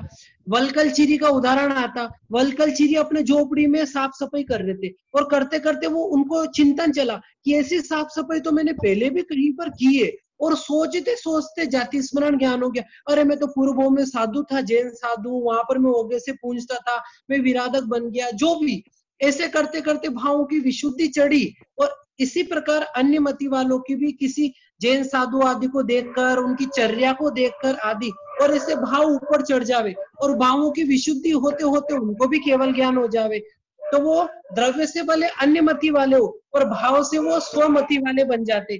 जो अपन दूसरे पद में बोलते हैं 15 वेद सिद्ध, तीर्थ अतीर्थ आदि जो बोलते हैं, तो वो द्रव्य से अलग अलग है, जैसे स्वलिंग, अन्य लिंग, ग्रस्त लिंग।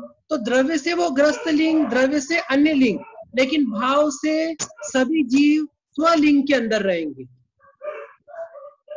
जय जिनेंद्र। जय जिनेंद्र सर। हाँ फरमाइए। सर जैसे अभी आपने बोला कि जो मरु देवी माता थी उनका आयुष्य बहुत कम बचा था और इसीलिए उनको वो वस्त्र चेंज करने का टाइम नहीं मिला। तो सर उनका आयुष्य 13वें या 12वें गुणस्थान में ही खत्म हो जाता था तो वो कौन से गति में जाते थे? होगा ही नहीं। जब संसार काल, उनका संसार में रहने का समय इतना ही बचा था कि अंतर्मूर्त के बाद उनका संसार बचा ही नहीं था। अब बचा ही नहीं तो उनको क्या करना पड़ेगा? मोक्ष में जाना ही पड़ेगा। जैसे आप सोचो कि आप मोबाइल के अंदर कोई चीज डाउनलोड कर रहे हो, अब आप कोई वीडियो डाउनलोड कर रहे हो, वो वीडियो है 100 MB का और आपके पास बैलेंस कितना है कि 80 MB, 90 MB समझ लो। अब आपको देख लिया, या चलो आपको पता नहीं था, आपने डाउनलोड किया, 80 MB तक हो गया, 90 MB है तो 90 MB तक हो गया, उसके बाद आपका वापिस रह जाएगा, पूरा डाउनलोड नहीं होगा। क्यों नहीं होगा? क्योंकि 10 MB और उसके अंदर है ही नहीं, तो डाउनलोड कहाँ से होगा? तो वैसे ही माता मरुदेव के पास सिर्फ अंतर्मुख जितना ही समय बचा था संसार में रहने का, उससे ज्यादा उनके पास समय था ही नहीं, तो वो बीच में कहीं रुकते ही नहीं। और दूसरी चीज कि 8वें गुण स्थान से है ना, 2 चीज होती है, एक शपक श्रेणी, उपशम श्रेणी। तुम थोड़ा जानते हो इसलिए बता रहा हूँ। तो जो शायिक शपक श्रेणी वाला कोई जीव है, अगर वो 8वें गुण स्थान से चढ़ा है तो वो बीच में कहीं पर भी नहीं रुकेगा, वो मोक्ष में जाएगा ही जाएगा। तो इसलिए उनके पास संसारी उनका अंतर्मूर्त बचा था, अंतर्मूर्त के बाद उनको मोक्ष में जाना ही था, इसलिए वो कहीं पर भी रुक सकते ही नहीं। पर जाने के लिए तो उनको 8 से 9, 10, 12, 14 ऐसे ही जाना पड़ेगा ना। 8 से 14 नहीं होगा, वो नहीं होगा 8 से। तो इन सब गुण स्थानों का टाइम अंतर्मूर्ति बताया भगवान ने। अंतर्मूर्त कम से कम अंतर्मूर्त में चले जाते हैं। अच्छा, इन सब का टाइम मिला दो ना तो भी अंतर्मूर्त बनेगा। फिर वो 13वें गुण स्थान वगैरह की अलग स्थिति है, वो थोड़ा अलग हो गया, लेकिन कम से कम अंतर्मूर्त में मोक्ष पधार जाएगा। उनको 3 ही भाव लगे थे ना मरुदेव जी को। इसको उन्होंने आयु भी नहीं बांधी होगी पूर्व में, ये भी समझ सकते हैं। किसी गति की आयु भी नहीं बंधी होगी। अगर जीव चरम शरीरी हो तो वो आयुष का बंद करता ही नहीं है, क्योंकि उसको मोक्ष में जाना। अब अपना देखो संसारी कितना बचा था मरुदेवी का, कि सिर्फ अंतर्मूर्त, जब वो हाथी के होदे पर बैठे थे, अब अंतर्मूर्त बचा। या यूं समझ लो वो पहले आयुष्य बांध लेते तो बांधते ही नहीं, क्योंकि वो पूर्व भव में इतनी आयुष्य बांध के लाए थे कि वो बस अब खत्म होने वाली थी इस भव में, अब ज्यादा उनका संसार बचा ही नहीं था। अगर वो मान लो आयु बांध लेते तो कहाँ जाते? तो इसलिए उनको यहीं पर वैसे संयोग मिल गए और यहीं पर कर्मों का काट के मोक्ष पधार गए। और अगर जीव आयुष कर्म बांध ले तो वो तो उपशम श्रेणी करेगा ही नहीं। अच्छा, उपशम श्रेणी करने वाला उसी भव में मोक्ष जाता है। जय जिनेंद्र सर, चरम शरीरी वो आयुष नहीं बांधता है। चरम शरीरी आयुष नहीं बांधता, क्योंकि चरम शरीरी, उसका चरम का मतलब क्या? अंतिम। ये शरीरी अंतिम है। अब मान लो आयुष बांध लिया तो फिर वो अगले भाव का भी शरीर उसका नया जुड़ जाएगा और उसको जोड़ना नहीं है, तो इसलिए वो चरम शरीरी हो गया कि अंतिम शरीर हो गया। तो आयुष काल का जो समय होता है चरम शरीर का, उसका तो नियति से बंधा हुआ ही रहता है कि इतना नियति में, इतना समय में मोक्ष में जाएगा। नीति से बंधा हुआ नहीं रहता। अपना जितना काल, नीति, स्वभाव, कर्म, पुरुषार्थ, पांचों चीजें होती है। अब उसका संसार ही इतना बचा है कि वो ज्यादा संसार में रहेगा ही नहीं। मतलब उसको संसार में जन्म मरण घूमना फिरना बस एक अंतर्मूर्ति है, इस भाव जितना ही समझो। अब अगर उसके चरम शरीर ही लग गया तो कि ये शरीर ही चरम है, ये अंतिम शरीर है, इसके बाद में ये कोई भी शरीर धारण नहीं करेगा। तो धारण नहीं करेगा तो कहाँ जाना पड़ेगा? मोक्ष में ही जाना पड़ेगा। तो जो उसका दूसरा कोई शरीर नहीं मिलेगा। अगर वो दूसरी गति में जाता है तो फिर ये चरम शरीर ये भाव उसका होगा ही नहीं। और अगर चरम शरीर हो गया तो वो दूसरे भाव में जाएगा ही नहीं। तो इसी भाव में उसको मोक्ष जाना पड़ेगा।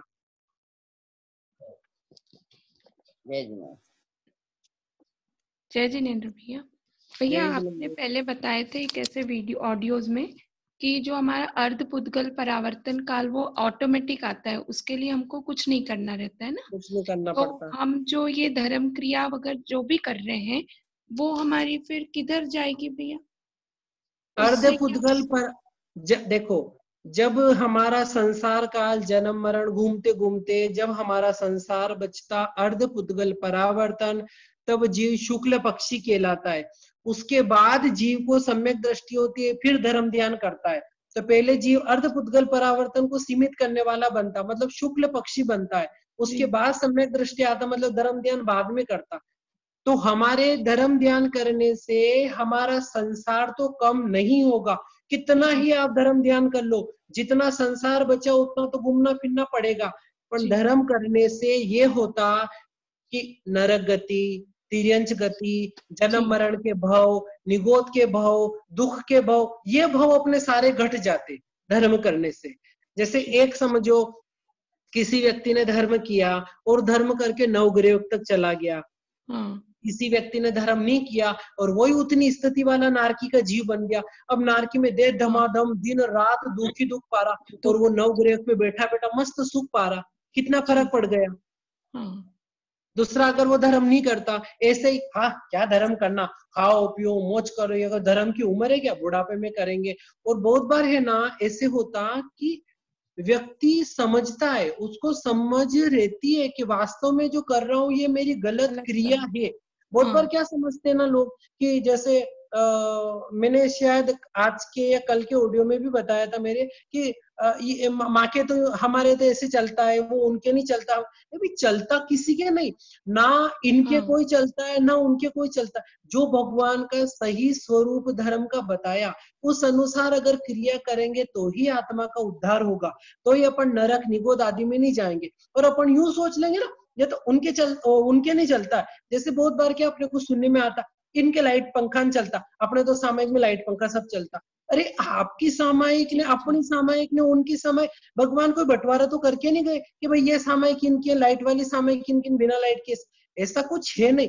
ये तो क्या किया कि लोग है ना हर जगह अपना मतलब देखते, अपनी सिद्धि देखते। तो वहां पर अब मुझे गर्मी लगने लगी, ठंडी लगने लगी, हीटर लगा के बैठ गए। गर्मी लगी तो पंखा आदि लगा के बैठ लिया। कौन देख रहा है या कुछ नहीं, ये तो चलता है, करना ही पड़ता, नहीं तो कैसे करेंगे, हमारी सामायिक ही नहीं होगी। अरे तो गलत करने से तो अच्छा है थोड़ा करो, तो ज हमारे ये जन्म मरण मिटेंगे। तो धर्म करने से भगवान जो फायदा बताते वो फायदा इसीलिए तो बताते कि जन्म मरण से मुक्ति मिलेगी, संसार में परिभ्रमण नहीं करना पड़ेगा, जल्दी से जल्दी। भले मोक्ष तो चलो जब समय खत्म होगा तब मोक्ष जाएंगे, पर हमारा बाकी का जन्म का समय भी निश्चित है भैया। हाँ, मोक्ष अपना उतना ही है कि जब हमारा समय पूरा होगा तो ही हम मोक्ष जाएंगे, बाकी नहीं जाएंगे।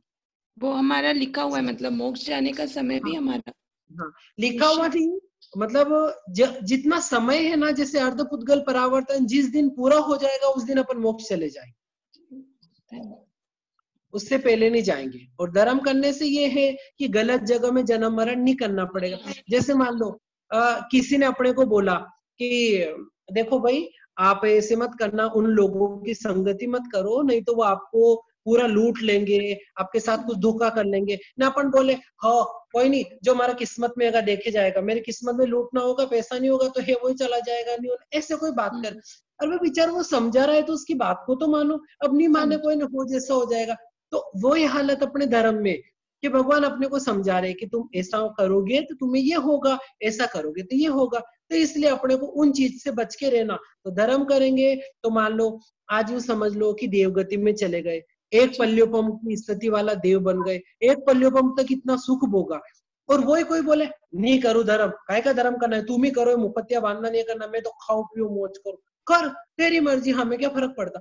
अब वो एक पल उसने मतलब यहाँ पर मनुष्य बम वो ऐसा कार्य किया, मान लो वो मर के निगोद के अंदर चला गया, वनस्पति में चला गया, तो एक पल्योपम में कितनी बार, एक मुहूर्त में 65,536 बार वो जन्म मरण कर सकता है। तो एक पल्योपम की स्थिति देवगति में जाता, मस्त आराम से निकालता, और यहाँ चला गया, अभी मान लो नरक में चला गया तो इतनी दुख ही दुख, तिर्यंच आदि में चला गया, निगोद आदि वनस्पति आदि में चला गया, तो वहां पीड़ा ही पीड़ा। तो ये चीज होती है कि धर्म करने से अपने को ये फायदा। जी भैया, धन्यवाद भैया। इसलिए अपना संसार कम नहीं होगा, जन्म मरण कम होगा। हाँ सर, अभी जो अपना मोक्ष नजदीक है, तो ऐसा हो सकता है कि अपन नरक में है और मोक्ष नजदीक आ गया, तो वहां से मोक्ष चले गए। कुछ बराबर सुनाई नहीं दिया, आप क्या कहना चाहते हैं? सर, अभी समझो अपना मोक्ष का आयुष्य नजदीक आ गया है, तो और अपन धर्म ज्ञान नहीं कर रहे हैं, तो ऐसा हो सकता है कि अपनी गति बिगड़ी हुई है, जैसे नरक में है, कहीं पे भी है, तो वहां से फिर वो मोक्ष आता है। मोक्ष मनुष्य गति के सिवा कहीं से भी जीव मोक्ष नहीं जाएगा। एक मनुष्य गति है, मनुष्य गति से ही जीव मोक्ष जा सकता। वो अन्य गतियों में है तो वहां पर ऐसे कि मोक्ष चले जाए, वैसे उसके कर्मशय होंगे नहीं, उस अनुरूप भी उसके भाव नहीं आएंगे। मनुष्य गति में आएगा तभी उसके वैसे भाव, वैसे अनुकूलताएं मिलती जाएगी, संयम ले लेगा आदि करके फिर वो मोक्ष जाएगा, अन्य गतियों से नहीं जा सकता। सर, अपन अभी भी मोक्ष में जा सकते हैं? अपने यहाँ से नहीं जा सकते, महाविदेश क्षेत्र से जा सकते हैं। जैसे महाराजा ये, तो उनको अभी मोक्ष है या नहीं है? अभी नहीं है। देखो, एक इसके लिए गुरु भगवान जी फरमाते हैं कि गज सुकुमाल मुनि के सिर पे जब अंगारे रख रहे थे सोमिल ब्राह्मण, अंतगढ़ के अंदर वर्णन आता है, तो गज सुकुमाल क्या सोच रहे थे मुनिराज की, ये मेरे उपकारी है और मेरे कर्मों को काटने में सहायक बन रहे। हाँ, इतनी ऊंची भावना उनकी उस समय चल रही थी, सिर पे अंगारे पड़े। सोचो कि ये जो चमड़ी है ना पूरी फट गई, चमड़ी निकल गई ना, अंगारे अंदर गिर गए, ऐसी जलन मच रही, मतलब जबरदस्त। उस समय भी वो क्या सोच रहे, ये तो मेरे उपकारी है। ऐसी भावना आवे तब तो जीव मोक्ष जावे। आज तो अपने जलन का है कि आज घर में अगर सासू होवे, पति होवे, बच्चे कुछ बोलते, क्या मम्मी कैसा खाना बनाते हो, ढंग का बनाने नहीं आता। उस समय देखो, ले खा ले, अब तो बनाऊंगी, नहीं बनाऊ जा। कुछ छोटी सी चीज अपनी गलती होवे, वहां पर भी अगर कोई अपने को बोलते तो सुनने को तैयार नहीं। हो गई तो कौन सी ऐसी बड़ी बात हो गई, गलतियां नहीं होती है क्या? और वहां गज सुकुमाल को देखो कि बिना गलती पे, ठीक है पूर्व जन्मों की गलती थी, पर इस भाव में बिना गलती पे, उनको तो जानकारी नहीं कि मेरे सिर पे अंगारे क्यों रखे, तो भी कितना हंस हंस के सहन रहे, ये मेरे उपकारी, ये मेरे उपकारी। तो ऐसी भावना के आज वर्तमान में अपने में आ सकती है। उतनी भावना आवे तो जीव कर्मों को काटे न मोक्ष जावे। आज तो छोटी छोटी चीजों में भी, मान लो मुझे नहीं पूछा तो वहां पर ही गुस्सा आ जावे, मुझे नहीं पूछ के कैसे काम कर लिया। तो इसलिए आज अपने यहाँ पर वैसी भावना का आना मुश्किल है, इसलिए आज अपने यहाँ से कोई जीव मोक्ष जा ही नहीं सकता। अपन अभी इस भाव में, मनुष्य भाव में कितने जन्म कर सकते हैं, कितने जन्म हो सकते हैं अपने? अभी मनुष्य भाव में अनंत जन्म मरण भी कर सकते हैं, कोई बाधा नहीं। बहुत टाइम बोले तो ना, पोता बेटा है, बेटा बेटा है, दो शब्द बोल नहीं सकते पिताजी पर, दादा पर बोल सकते, समझ रहा सामने रोशनी उठी थी बोलने कल में। जब हम महापुरुषों का वर्णन सुनते हैं भैया, तो उनके आगे जैसे जय जिनेंद्र भैया, जय जिनेंद्र भैया, जय जिनेंद्र। हाँ, जब हम महापुरुषों का वर्णन सुनते हैं, जैसे अभी गत्सुकुमाल मुनि जी का आपने एग्जाम्पल बताए, तो वो सुन के तो हमको लगता है हम तो उनके मतलब एक ना के एक राई के बराबर भी नहीं है उनके सामने। जो आपने अभी कहा कि हमको कैसे गुस्सा आता है, वो एकदम यथार्थ घटित होता है मेरे जीवन के लिए बोल रही हूँ। तो फिर हमारी क्या स्थिति है अभी अपनी स्थिति वही है कि जब तक अपन अपनी ये प्रवृत्तियों को कम नहीं करेंगे, वहां तक अपनी स्थिति सुधरने वाली नहीं है। उन्हीं माप, अच्छा सुनो, सोचते बहुत है कि कम करेंगे, लेकिन सोचने से क्या होगा? सोच भले कितना ही ले, सोचने के बाद कुछ तो आचरण में लाना पड़ेगा, थोड़ा थोड़ा आचरण में लाएंगे तो उतने उतने भव कम होंगे, उतने जन्म मरण कम होंगे। भगवान माहिर स्वामी ने त्रिप्रष्ट वासुदेव के भव में कि इसने मेरी बात क्यों नहीं मानी, कैसे ये सो गया, मैंने बोला था कि बंद करवा देना, लेकिन ये जो गाना बज रहा था आदि बंद करवा के खुद भी सो गया। तब भगवान, जब भगवान माहिर स्वामी बने अंतिम भव में 27वें भव में, तब उन्होंने क्या सोचा कि ये सारी प्रवृत्तियां मैं छोड़ूंगा तो जाके मैं मोक्ष जाऊंगा, बाकी नहीं। तो उन्होंने अपनी प्रवृत्तियों को कम किया। तो वैसे ही अपन भी कि भले कितना ही सुन लो, ले वैराग आ गया, अंतर्गत सुना ले बहुत ऊंचे भाव चढ़ गए, लेकिन फिर जब परिस्थितियां बनती है तो उस परिस्थितियों में अपने आप को कैसे संभालना, वैसा करेंगे तो अपने जन्म मरण मिटेंगे और अपन भी मोक्ष मतलब नजदीक हो जाएगा, जन्म मरण टूट सकते हैं। बाकी अपन सिर्फ सुना है, हाँ बहुत अच्छा लगा, बहुत अच्छा लगा, अरे बहुत अच्छा लगने से क्या होगा, हमने कितना उतारा उसको, अपना जीवन में उतारेंगे उतना फायदा। हेलो, हाँ जी, जय जिनेन्द्र। जय जिनेन्द्र। हाँ, तिर्यंत गति में मिथ्या ज्ञान और सम्यक ज्ञान कैसे हो सकता है? देखो, तिर्यंत गति में भी जीव है कि नहीं है?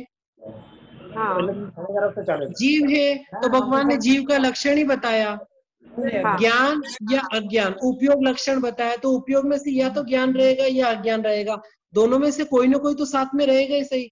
तो उसी प्रकार यहाँ पर कि जैसे ही अब मान लो तिर्यंस में भी आप देखो कि सन्नी तिर्यंस का उदाहरण लो, उनको आप घर में रखते हो, कुत्ते वगैरह लोग पालते हैं, गाय भैंस बकरी आदि, वो बराबर अपने घर में रहते, अपनी बात मानते, अपने साथ घूमते फिरते आदि करते। तो ये सब क्यों करते? उनको ज्ञान है तो ही करते, अगर ज्ञान नहीं होगा तो वो करते नहीं। और ज्ञान अज्ञान के अभाव में तो जीव जड़ बन जाता और कभी जीव अजीव होगा नहीं, इसलिए ज्ञान अज्ञान में से कोई एक तो उसके साथ में रहेगा ही रहेगा हमेशा। धन्यवाद। अजीब नहीं बने तो नहीं बन सकता। कुत्ता का पालना तो कुछ क्यों? कुत्ते के पालने का ऐसे लेवल अपन जो तिर्यंस पालते हैं, ये पालते हैं, तो उनको भी ज्ञान रहता करके वो समझदारी काम करते ना, आओ बढ़ जाओ ऐसे बोल रहे हो। हाँ, वो भी उनके टीवीआर वगैरह, उनको भी भगवान ने तिर्यंस में भी श्रावक श्राविका बताया। और साथ में ना इसका बहुत अच्छा उदाहरण कि जब गांव के अंदर गायों को जंगल में चराने के लिए वो चरवा ले जाता, उसके साथ छोड़ देते, छोड़ने तो वो जैसे घर वाले जाते, वो लेके जाता और वो लाके क्या करता कि गांव की जो सीमा आती है, वो सीमा के यहाँ के सब गायों को छोड़ देता। अब वो सब गाय भैंस जो भी है सब अपने अपने घर के अंदर आ जाती। वो अपने अपने घर में कैसे आई? क्योंकि उनको ज्ञान है। तो ज्ञान अज्ञान के बिना ये प्रवृत्ति होगी नहीं। तो कोई भी जीव है उसके अंदर ज्ञान या अज्ञान रहता ही है। अपन पलाते, वहां का बोलते, पावापुरी का बोलते, जैसे कि वहां पर गाय रात आदि को नहीं खाती, भले उनको नहीं देते इसलिए वो नहीं खाती, पर उनकी वो आदत हो गई अब उनको कि रात को कुछ मिलेगा नहीं तो शाम को जो दे रहे वो खा लो, नहीं तो रात को कुछ नहीं मिलेगा। ये सब भावना कहाँ से है कि उनको ज्ञान है तो पता चलता। ऐसे तो बहुत सारे उदाहरण मतलब इसमें घटित हो जाएंगे। तो ज्ञान अज्ञान के बिना कोई जीव रह ही नहीं सकता।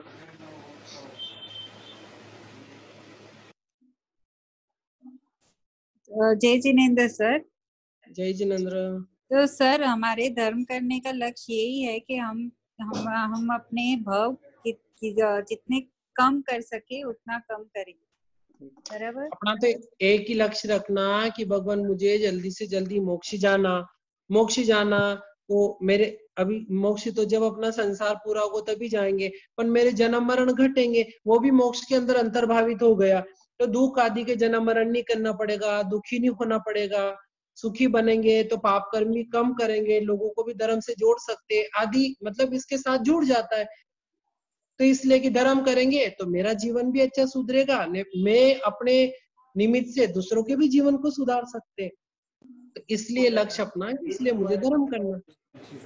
तो सर अभी मनुष्य भाव से हम सीधा महाविद्या क्षेत्र में जन्म ले सकते हैं?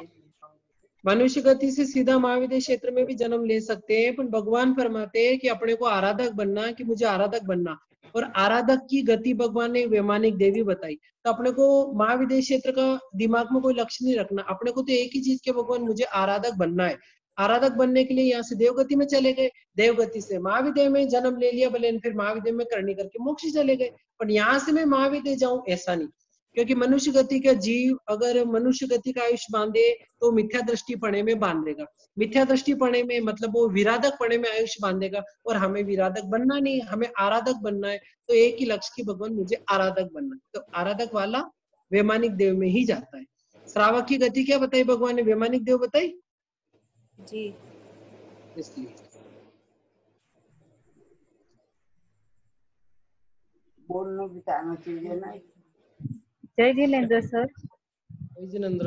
जय जिनेंद्र सर, मुझे ये पूछना है कि जैसे 6 आर्य हैं, तो उसमें पहले और दूसरे आर्य में या तो अभी जो चल रहा है वो उसमें मोक्ष की प्राप्ति क्यों नहीं है?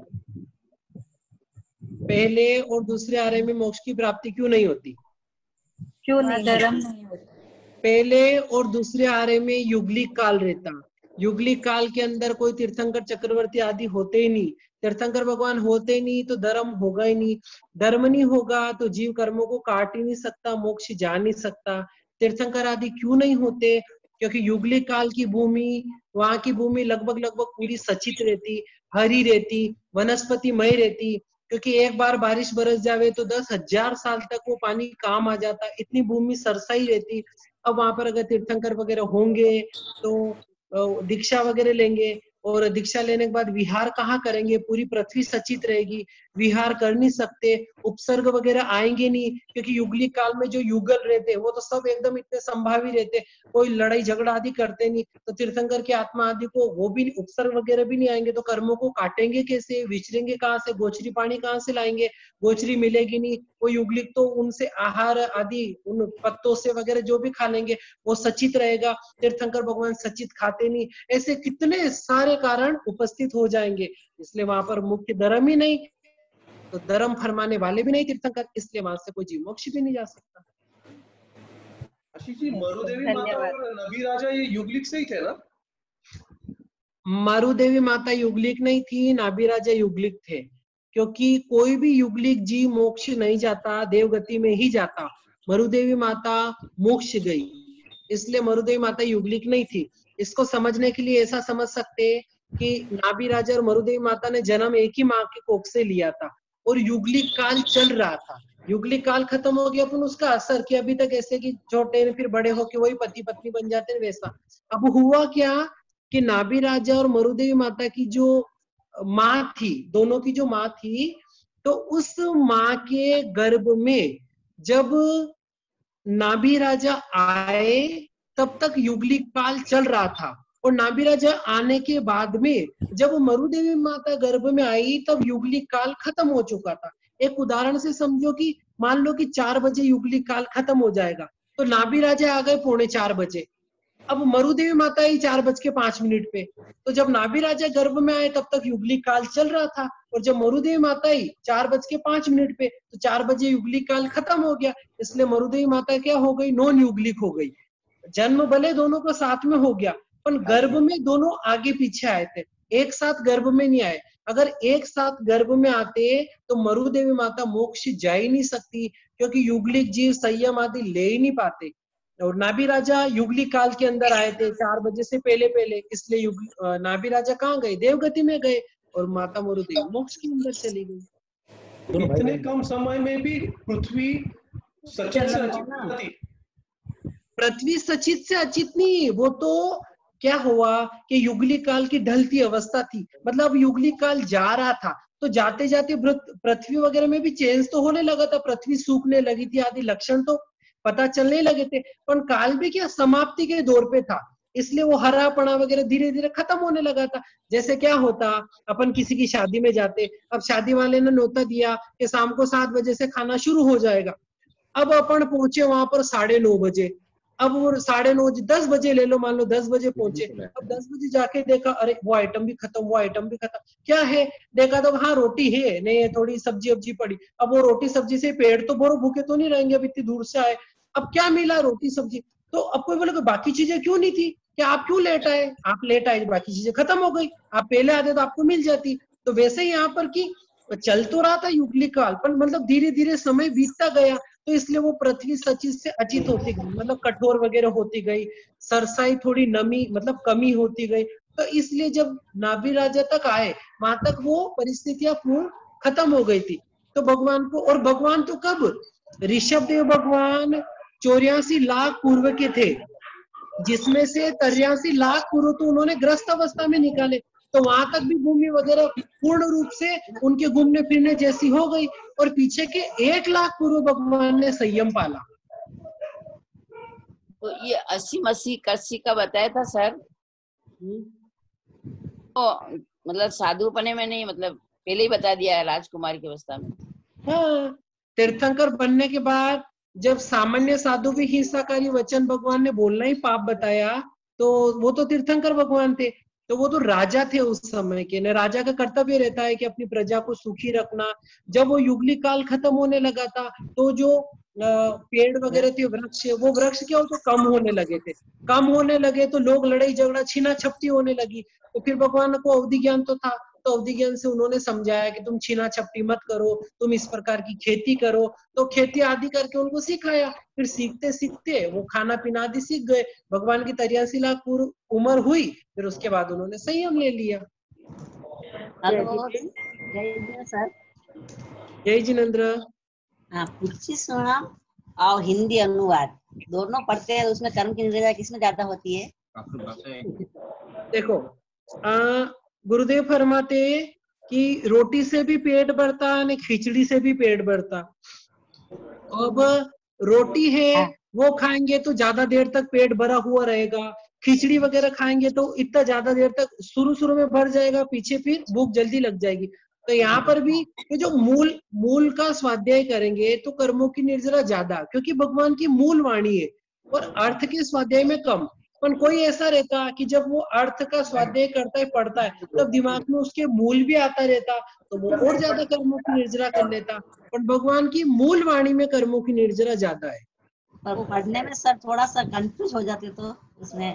अब देखो, अब अगर आप शुरू में ही रोटी बनाना ही नहीं सीखते कि मुझसे तो गोल बनती नहीं, मैं बनाऊं नहीं, तो फिर कभी भी अपन बना नहीं पाते। तो वैसे यहाँ पर भी है कि शुरू में भले कुछ बराबर बोलने में नहीं आवे, कुछ अक्षर अटक जावे, तो किन्हीं से गाथा ले लो, किसी के पास जाके समझ लो। कोई नहीं है तो धीरे धीरे कोशिश करो सीखने की। जब एक धीरे धीरे सीखने की कोशिश करेंगे फिर अपने आप आ जाएगा। और अटक जाओ तो उसके बाद आग में तिवे का पाठ बोल दो कि भगवान अगर कहीं ऊंचा नीचा शब्द आगे पीछे आदि बोलने में आया तो मैं पीछा में दुखम दे। तो ये पुच्छि सुनाम 12 बजे तक पढ़ सकते हैं सर, उसमें भी कुछ है? 12 तक नहीं? पुच्छिम सुनाम सिर्फ पहली पोरसी और चौथी पोरसी में ही पढ़ते हैं। जो भी कालिक सूत्र है वो पहली पोरसी और चौथी पोरसी में ही पढ़ते हैं। जैसे युगलिक जीव गर्भ में अलग अलग समय आते हैं क्या? जैसे आप बोले मरुदेवी माता थोड़ा देर बाद। हाँ, ये जिसकी भी थोड़ी सी आवाज आ रही है ना, आपसे निवेदन है कि थोड़ी सी आवाज कम कर लीजिए। जब युगलिक भगवान फरमाते कि एक जीव गर्भ में आया, उसके बाद 12 मुहूर्त के अंदर दूसरा जीव गर्भ में आ जाना चाहिए। नहीं आया तो 12 मुहूर्त के बाद गर्भ में आने की जो योनि बनती है वो खत्म हो जाती है। अच्छा, मतलब ट्विंस भी होते हैं तो वैसे ही होते हैं, एक साथ नहीं आते गर्भ में।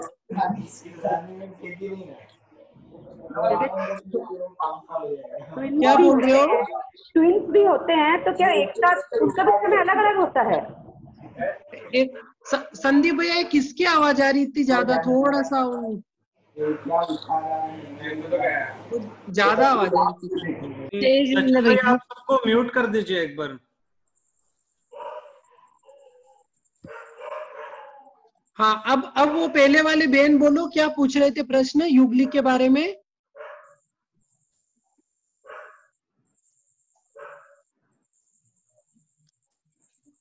जय जिनेन्द्र। वो उनका प्रश्न ट्विंस है ना, जो ट्विंस है जो गर्भ में एक ही समय आते हैं कि उनका भी अलग अलग समय रहता है? कभी एक साथ में भी आ सकते हैं, ज्यादा से ज्यादा 12 मुहूर्त के अंदर तो आ ही जाते हैं, क्योंकि भगवान ऐसा फरमाते हैं कि जब स्त्री पुरुष का जो संयोग होता है, आ ब्रह्म का सेवन होता है, तो उससे 12 मुहूर्त तक स्त्री के गर्भ में नए जीव आ सकते। 12 मुहूर्त के बाद स्त्री के गर्भ में वह योनि बनना खत्म हो जाती, तो फिर कोई जीव नहीं आएगा। तो कभी युगलिक काल में या तो दोनों साथ में भी आ गए, कभी साथ में नहीं आए तो 5-10 मिनट के अंदर आ गए, कभी 15-20 मिनट, ज्यादा से ज्यादा 12 मुहूर्त के अंदर तो वो दूसरा जीव आ ही जाएगा, क्योंकि 12 मुहूर्त के बाद योनि अचित हो जाएगी, तो फिर वो अचित हो जाएगी तो वो जीव आ ही नहीं सकता, तो इसलिए 12 मुहूर्त के अंदर अंदर वो आ जाएगा, कभी साथ में भी आ गया, कभी ज्यादा से ज्यादा 12 मुहूर्त। हाँ धन्यवाद।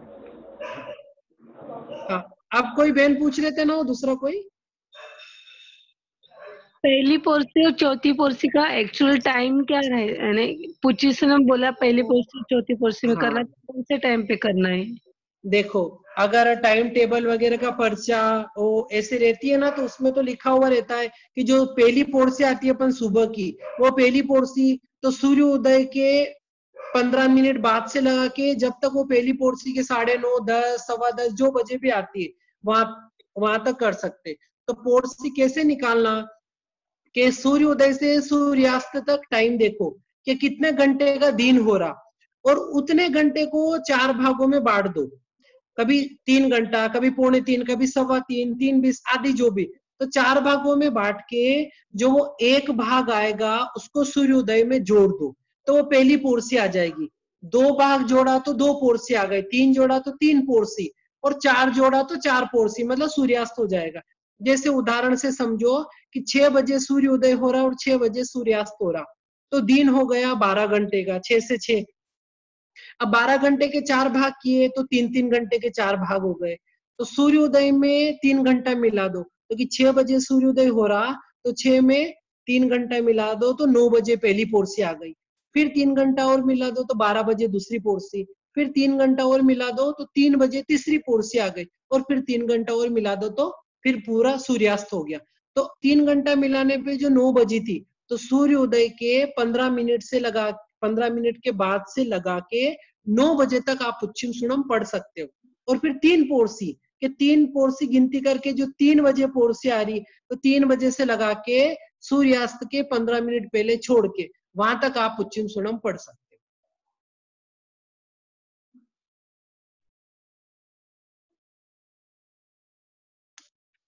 जय जिनेन्द्र सर। जय जिनेन्द्र। उच्च सुनाम भगवान की वाणी है कि भगवान के गुणग्राम है? भगवान की वाणी भी समझ सकते हो, भगवान के गुणग्राम भी समझ सकते हो कि भगवान ने वैसा वैसा, भगवान देखो अपने जी शासन में कुछ छिपाते नहीं, तो भगवान ने तो खुद ने भी बताया, जो पश्चिम सुणम के अंदर वही है कि भाई मैंने भी ऐसा किया तो जाके मुझे ऐसा मिला। तो सुधर्मा स्वामी आदि की रचना है, तो उसके अंदर पूरे भगवान का गुणग्राम है, और भगवान के वचन भी समझ लो, गुणग्राम भी समझ लो, कोई बात नहीं। जय जिनेन्द्र सर। हेलो। वो अमावस के दिन अस्वाध्याय काल है? अमावस के दिन अस्वाध्याय काल नहीं मानते। तो सुबह पढ़ सकते हैं अमावस को? पढ़ सकते हो, कोई बाधा नहीं। पूनम का जरूर अस्वाध्याय होता है, और अमावस के बाद जो पूनम की मतलब शुक्ल पक्ष की एकम आती, उसके पहले रात के पहले प्रहर आदि को होता, पर अमावस के दिन अस्वाध्याय नहीं होता, तो अमावस को पढ़ सकते हो। अभी 21, 22, 23 और 24 तारीख को अस्वाध्याय बताए, तो क्यों अस्वाध्याय बताइए अभी? इसका अभी का नहीं, ये हमेशा के लिए रहता है कि जो शुक्ल पक्ष की, जैसे आज क्या है, आज 22 तारीख है ना, 22 तारीख है। हाँ, तो आज बीज है। हाँ बीज है आज। हाँ, तो वैसे ही कि जब भी अमावस के बाद जो एकम बीज तीज आती है वो शुक्ल पक्ष की आती है, अमावस रहती वो कृष्ण पक्ष की, तो उसके बाद जो शुक्ल पक्ष आती है हमेशा के लिए शुक्ल पक्ष की एकम बीज तीज, इनकी रात्रि का पहला प्रहर वो अस्वाध्याय के अंदर रहता। उसके लिए गुरु भगवान ऐसा फरमाते हैं कि बहुत से लोग क्या करते हैं कि एकम के मतलब ये पूनम अमावस के बाद में जो एकम बीज तीज है, इसके पहले प्रहर में बहुत से देवी देवताओं का आह्वान करते, उनको भोग सामग्री आदि चढ़ाते, तो देवताओं का क्या आवागमन वगैरह ज्यादा रहता। तो कभी उन्होंने सुन लिया, अपनों ने कोई गलती हो गई बोलने में, उच्चारण संबंधी अशुद्धियां रह गई, कभी उनका उपयोग लग गया, देख लिया कर लिया, उनको पसंद नहीं आया, तो कुछ उपद्रव वगैरह भी कर सकते। तो इसलिए भगवान ने पहले ही मना कर दिया है कि इस समय में किसी प्रकार करें।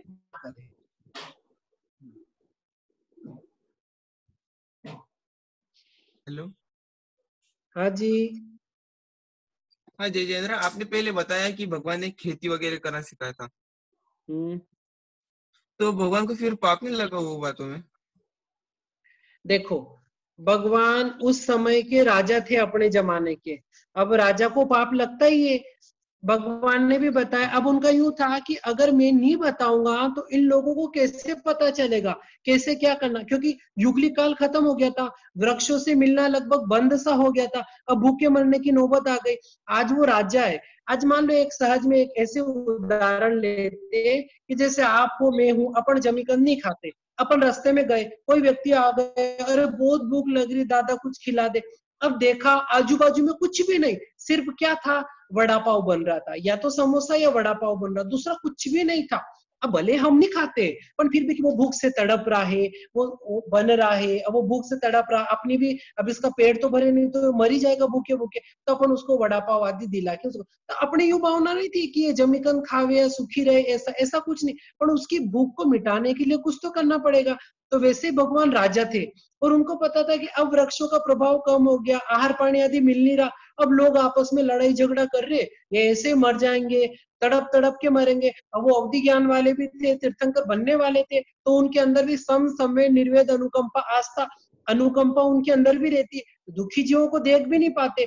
और अवधि ज्ञान भी था, तो उनको ये भी था कि मुझे राजा हूं तो इनको ये सब सिखाना पड़ेगा, तो फिर वैसा भगवान ने सिखाया। तो जो सिखाया किया उससे भगवान को भी पाप लगा, पर भगवान ने छद्मस्त अवस्था तक उन कर्मों को पूरा तोड़ लिया ऐसी तपस्या आदि करके, तभी भगवान आज वर्तमान में मोक्ष में विराजमान है। Thank you. Thanks uncle. जय जिनेंद्र सर, शाम का प्रतिक्रमण सूर्यास्त के कितने देर बाद करना या पहले करना? भगवान की तो आज्ञा ऐसी है कि सूर्यास्त होते ही आज्ञा लेना प्रतिक्रमण की, बिल्कुल डील नहीं छोड़ना।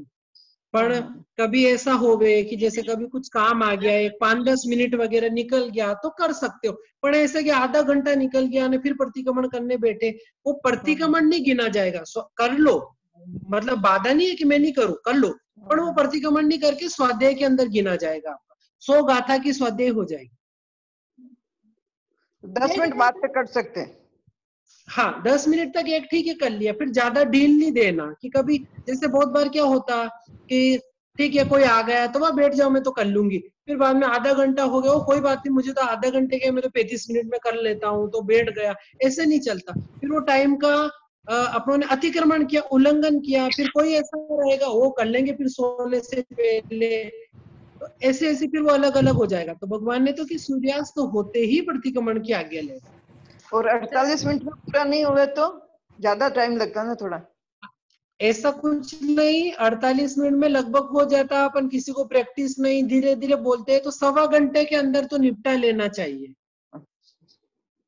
सर प्रतिक्रमण सूर्यास्त के 15 मिनट 20 मिनट के अंदर अंदर ले तो चलता है?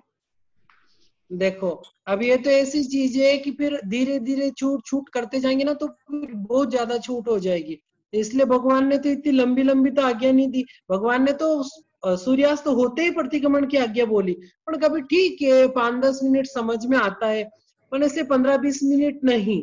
कभी कुछ मतलब जैसे रोज प्रतिक्रमण करता, अचानक जी घबराने लगा, उल्टियां होने लगी, कुछ ऐसी परिस्थिति बन गई कि वो प्रतिक्रमण भी छोड़ना नहीं चाहता, वो दिन अगर 15-20 मिनट हो गए कारणवश कोई वगैरह, तो उसको छूट नहीं समझ के उस समय भी ऐसे मन के अंदर तो लाना भगवान देखो आज मैं बराबर समय से प्रतिक्रमण शुरू नहीं कर पाई, ऐसे करके कर लो, प्रतिक्रमण में गिन जाएगा कोई बाधा नहीं, पर फिर उसको छूट रूप में नहीं लेना कि चलो आज कर लिया तो फिर आगे भी चल जाएगा, कभी भी कर लेंगे, फिर ऐसे नहीं करना। ये मेरी मजबूरी थी इसलिए मुझे 15-20 मिनट मेरा निकल गया, सहज में रोजाना वो छूट नहीं लेना।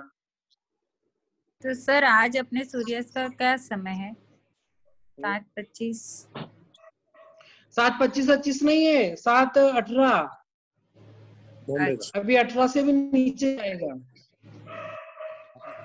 और जो 24 चुकाते हो तो 7:15 को ही खत्म, 7:10 को ही लगभग खत्म कर दे, उसके आगे लेना ही नहीं चाहिए। जय जिनेंद्र सर। जय जिनेंद्र। एक पूछना था, प्रतिक्रमण करते करते एक आधी पार्टी भूल जाता है और बाद में याद आते और बाद में वो पार्टी वापस वहां से स्टार्ट प्रतिक्रमण करने का? जहां तक आपने प्रतिक्रमण कर लिया, कोई पाठी भूल गए थे तो ठीक है, वो भूल गए उसको छोड़ के आगे बढ़ो। जब वो जहां याद आ जावे तो वहां बोल के मिच्छामि दुक्कडम दे लो। अच्छा, वापस बोल सकते, मतलब वहां से पूरा प्रतिक्रमण चालू नहीं करने का। हाँ, प्रतिक्रमण वो जहां वो पाठी याद आ गई वो पाठी बोल लिया, और फिर जो आपका क्रम चलता रहता वो क्रम से चलाओ। धन्यवाद सर। जय जिनेंद्र सर। सर वायुकाय में औदारिक और वैक्री शरीर दोनों बताया गया है। औदारिक शरीर की परिभाषा ये बताई जाती है हाड़ मांस से बना हुआ शरीर, तो वायुकाय में कैसे हाड़ मांस को समझना? उनका मूल वायुकाय में तो हाड़ मांस, तो यूं भी देखो तो पृथ्वी, आप, तेयु, वायु, वनस्पति, अपनी चर्म चक्षु से अपने को उसमें हाड़ मांस आदि दिखाई नहीं देता, लेकिन भगवान ने उनके अंदर भी, जैसे वनस्पति को भले अपन समझ सकते कि वनस्पति को जो उनकी लकड़ियां वगैरह उनको अपन हाड़ मांस आदि कह सकते, बाकी पृथ्वी का पानी भी दिखता है तो पानी में भी कोई हाड़ मांस तो दिखता नहीं। अब शरीर उनका इतना छोटा है जिसके कारण उनके हाड़ मांस अपने को दिखाई नहीं देते, पर उनके अंदर हाड़ मांस होते हैं। वो केवल ज्ञानी की आत्मा की नजरों से केवल ज्ञानी भगवान ही देख सकते, वो अपने छद्मस्त नहीं देख सकते। इसको समझने के लिए एक उदाहरण दूं कि कभी आपने चींटी चलती है तो उसके पैरों से धूल उड़ती हुई देखी? नहीं। लेकिन गाय भैंस चलती है तो? हाँ देखिए, हाँ देखिए। हाँ, लेकिन गुरु भगवान क्या फरमाते कि चींटी चलती है ना, उसके पैर से भी धूल उड़ती है। अच्छा, लेकिन अपने सामने चींटी जा रही, अपने सामने चींटी जा रही, उसके पैरों से धूल भी उड़ रही तो भी हमें दिखाई नहीं देती है। तो वहां तो कि वो जीवों का छोटा शरीर क्या होता है, अंगुल का असंख्यात भाग, ये अंगुल, इसका असंख्यात भाग मतलब कितना छोटा भाग होगा, तो उसमें कहा तो उसकी हड्डी मांस आदि वो अपन चर्म चक्षु से देख नहीं पाते, पर भगवान अपने केवल ज्ञान में उसमें भी हाड़ मांस आदि सब चीज देख रहे हैं। अच्छा सर, जो वायु हमको टच होती है वो वायु का वैक्रिय रूप होता है? ऐसा जरूरी नहीं। अभी वायुकाय में तो कोई कोई जीव को वायुकाय की वैक्री लब्धि होती, हर एक जीव को नहीं, और अपने को तो कितनी हवा टच करती है, तो वो सब वैक्री नहीं। अच्छा, तो वो सब वैक्रिय नहीं समझ सकते? वो तो ये सामान्य हवा चल रही, अब ये तो रोज सामान्य हवा चलती है, उसको कोई वैक्री नहीं समझना।